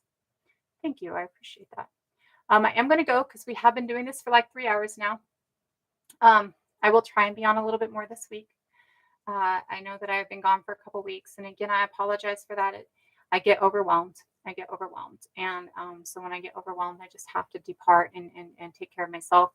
And it's not just TikTok that overwhelms me, though. I didn't log into TikTok for a week. And it was not easy when I came back in, right? Like I have so many messages I haven't even looked at. So if I haven't messaged you back, I apologize with that. I might just look through everything, right? I have to be honest. But I will try and be in more for some lives. I'm also trying to make sure that I'm doing other things. Like I'm trying to make sure that I'm getting other things out there. I will make sure, again, I have finally published the children's book. And I will make sure that I have a video up for this and where you can get it. And it just is, go ahead and read the synopsis a little bit. Not all who it's dedicated to us, right? This book is meant to teach many different points. The art is filled with mistakes, and those mistakes make art more beautiful, like life is filled with mistakes, and those mistakes make life more beautiful. That when one is panicked or uncomfortable, grounding and centering to the world around you will bring you back to the present and help with that panic. That the world is more than us. It is an entire community we are connected to. Please feel free to point out all or none of these things to your learning people.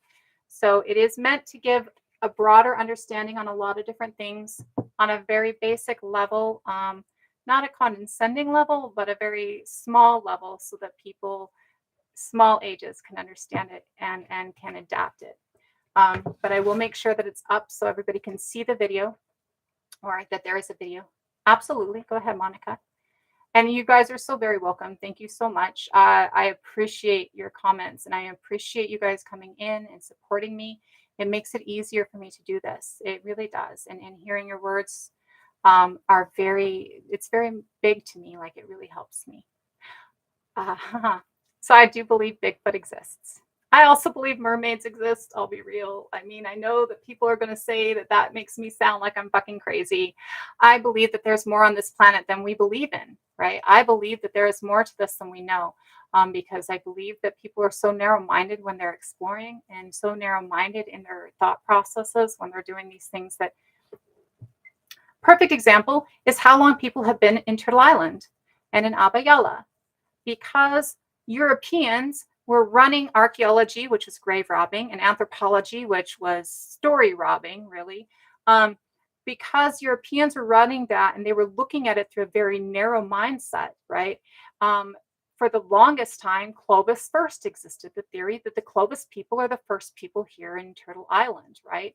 Um, Whereas when you allow indigenous voices and Black voices within anthropology and archaeology here within Turtle Island, you start to understand more. And now we know that the oldest find here in Turtle Island is 130,000 years ago. So there were actually people here before Sapien arrived, right? Um, for the longest time, we found giant skeletons. There have been 27 giant skeletons found across the planet, and the majority of them have been found here in Turtle Island. Documentation of giant skeletons goes back to the Greeks. The Greeks documented finding a giant skeleton. And when people get to Turtle Island, they start finding a few. There's a few giant skeletons that were dug out of mounds. Now, because this was done by earlier archaeology, all of these giant skeletons have gone into somebody's attic or somebody's basement. They're not something that people can find anymore. So it's not even something that we have actual definitive proof was ever found.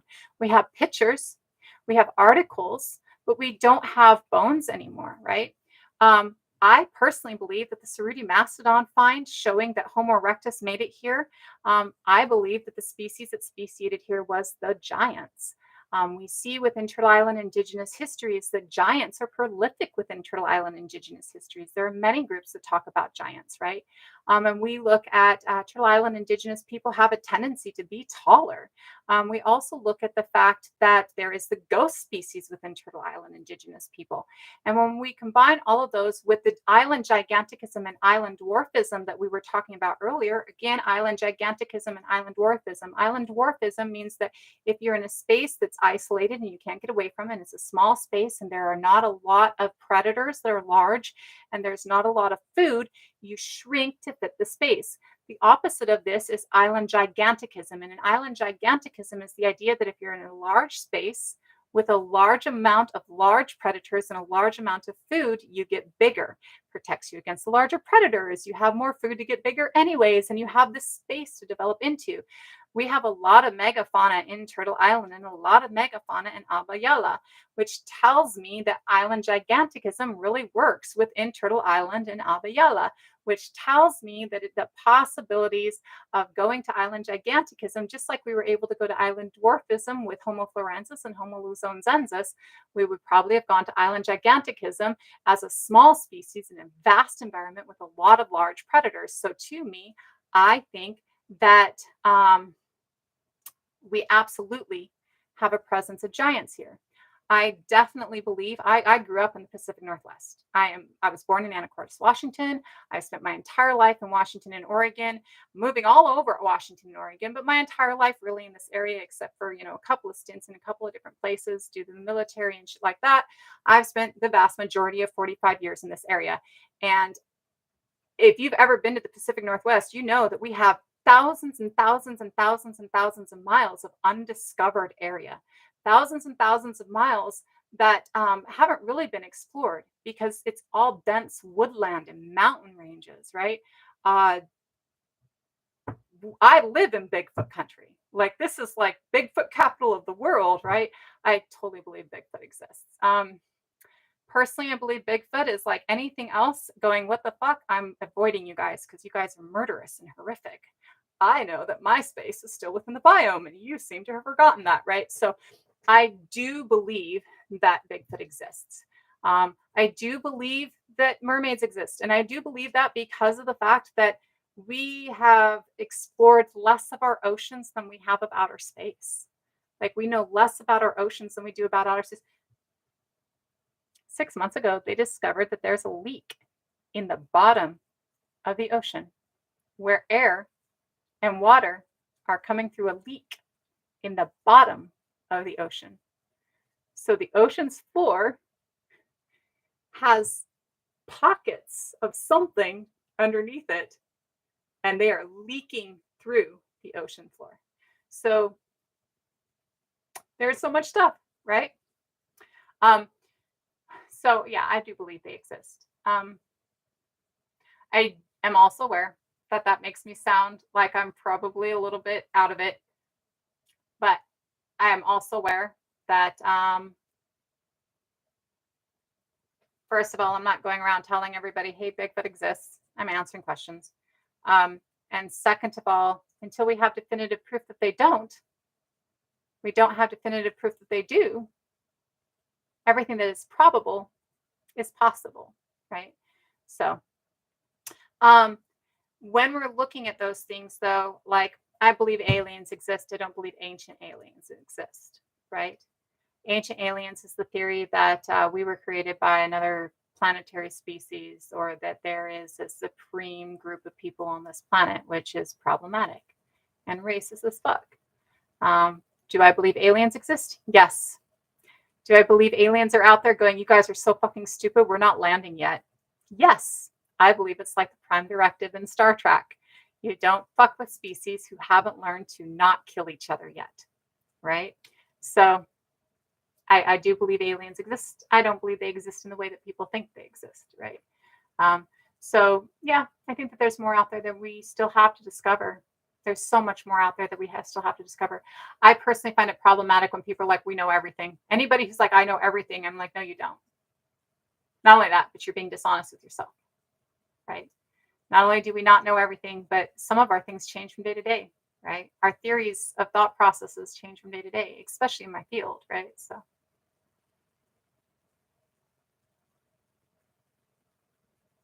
You're welcome, Monica. Okay, so I am going to go, everybody. I will try and be back a couple more times this week. I can't tell you when and I can't tell you where, just because it's hard for me to. If I put a qualifier on it, then it's harder for me to do it. So I will come back when I have the energy, but I will definitely come back a couple times this week. And I'll try and make sure that some of it is in the morning and some of it is in my evening time, so that everybody can get a chance to come in. I want to remind everybody before I leave, we are nurturing and we are communal and we are creative. These are the base biologies of our species. Many of us are desperate and hurting and depressed and anxious and alone. And we are like that because we are nurturing, creative, and communal in a society that discourages all of those things and has disconnected us. So if you are one of those people who is depressed by society, if you're one of those people who is uncomfortable with society, you are one of those people who is necessary to make change. You are one of those people who has realized that this is not right for us, that this is not positive for us. And therefore, when you're reaching those points where you're like, I'm just done, I need to leave this shit, please remember that we need you to stay more than we need most people to stay. If you don't care, then you might need to care, right? You might be the problem. But if you care, you are absolutely not the problem. You are absolutely a part of the solution. So please don't let that feeling of being disconnected make you feel like there's something wrong with you. Because if you feel disconnected and depressed and anxious in this society today, it is because there is something right with you and there's something wrong with society. And we are all needed to make that change, to get back to who we were, which again is nurturing and communal and creative. We are not this thought process that we all are fighting against evil inside of us. No species develops with toxic traits. Traits that are toxic to species continuation are not developed within species. They're mutations, right? There's something wrong within a species. They're not what's right within a species, logically, right?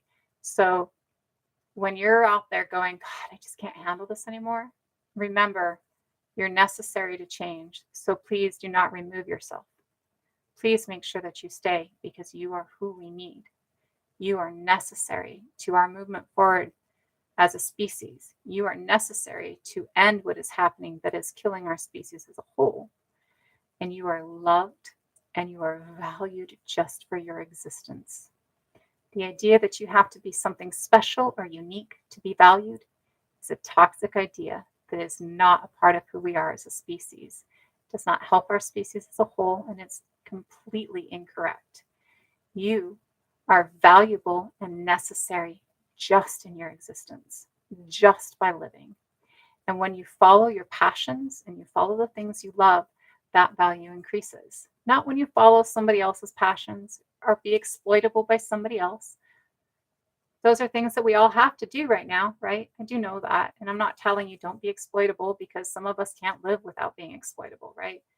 I am telling you that your feelings around that are healthy, that your feeling that this is not okay is healthy, and that you are necessary and a valuable member of our community. So please stick around and help us change it because we can do that.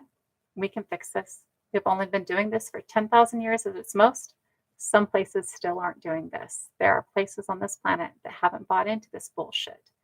So we can reverse this effect on us and reverse this effect on our planet and reverse this effect on our species as a whole. And you are necessary for that reversal. So much love to all of you. And I will be back and we'll talk more about it. Have a great day. Have a great week. And I have to figure out how to get out of TikTok because this is hard for me. Bye, YouTube. Thank you so much. I'm not sure which one of you guys is still in there, but I appreciate you and I appreciate your comments today. Have a great day.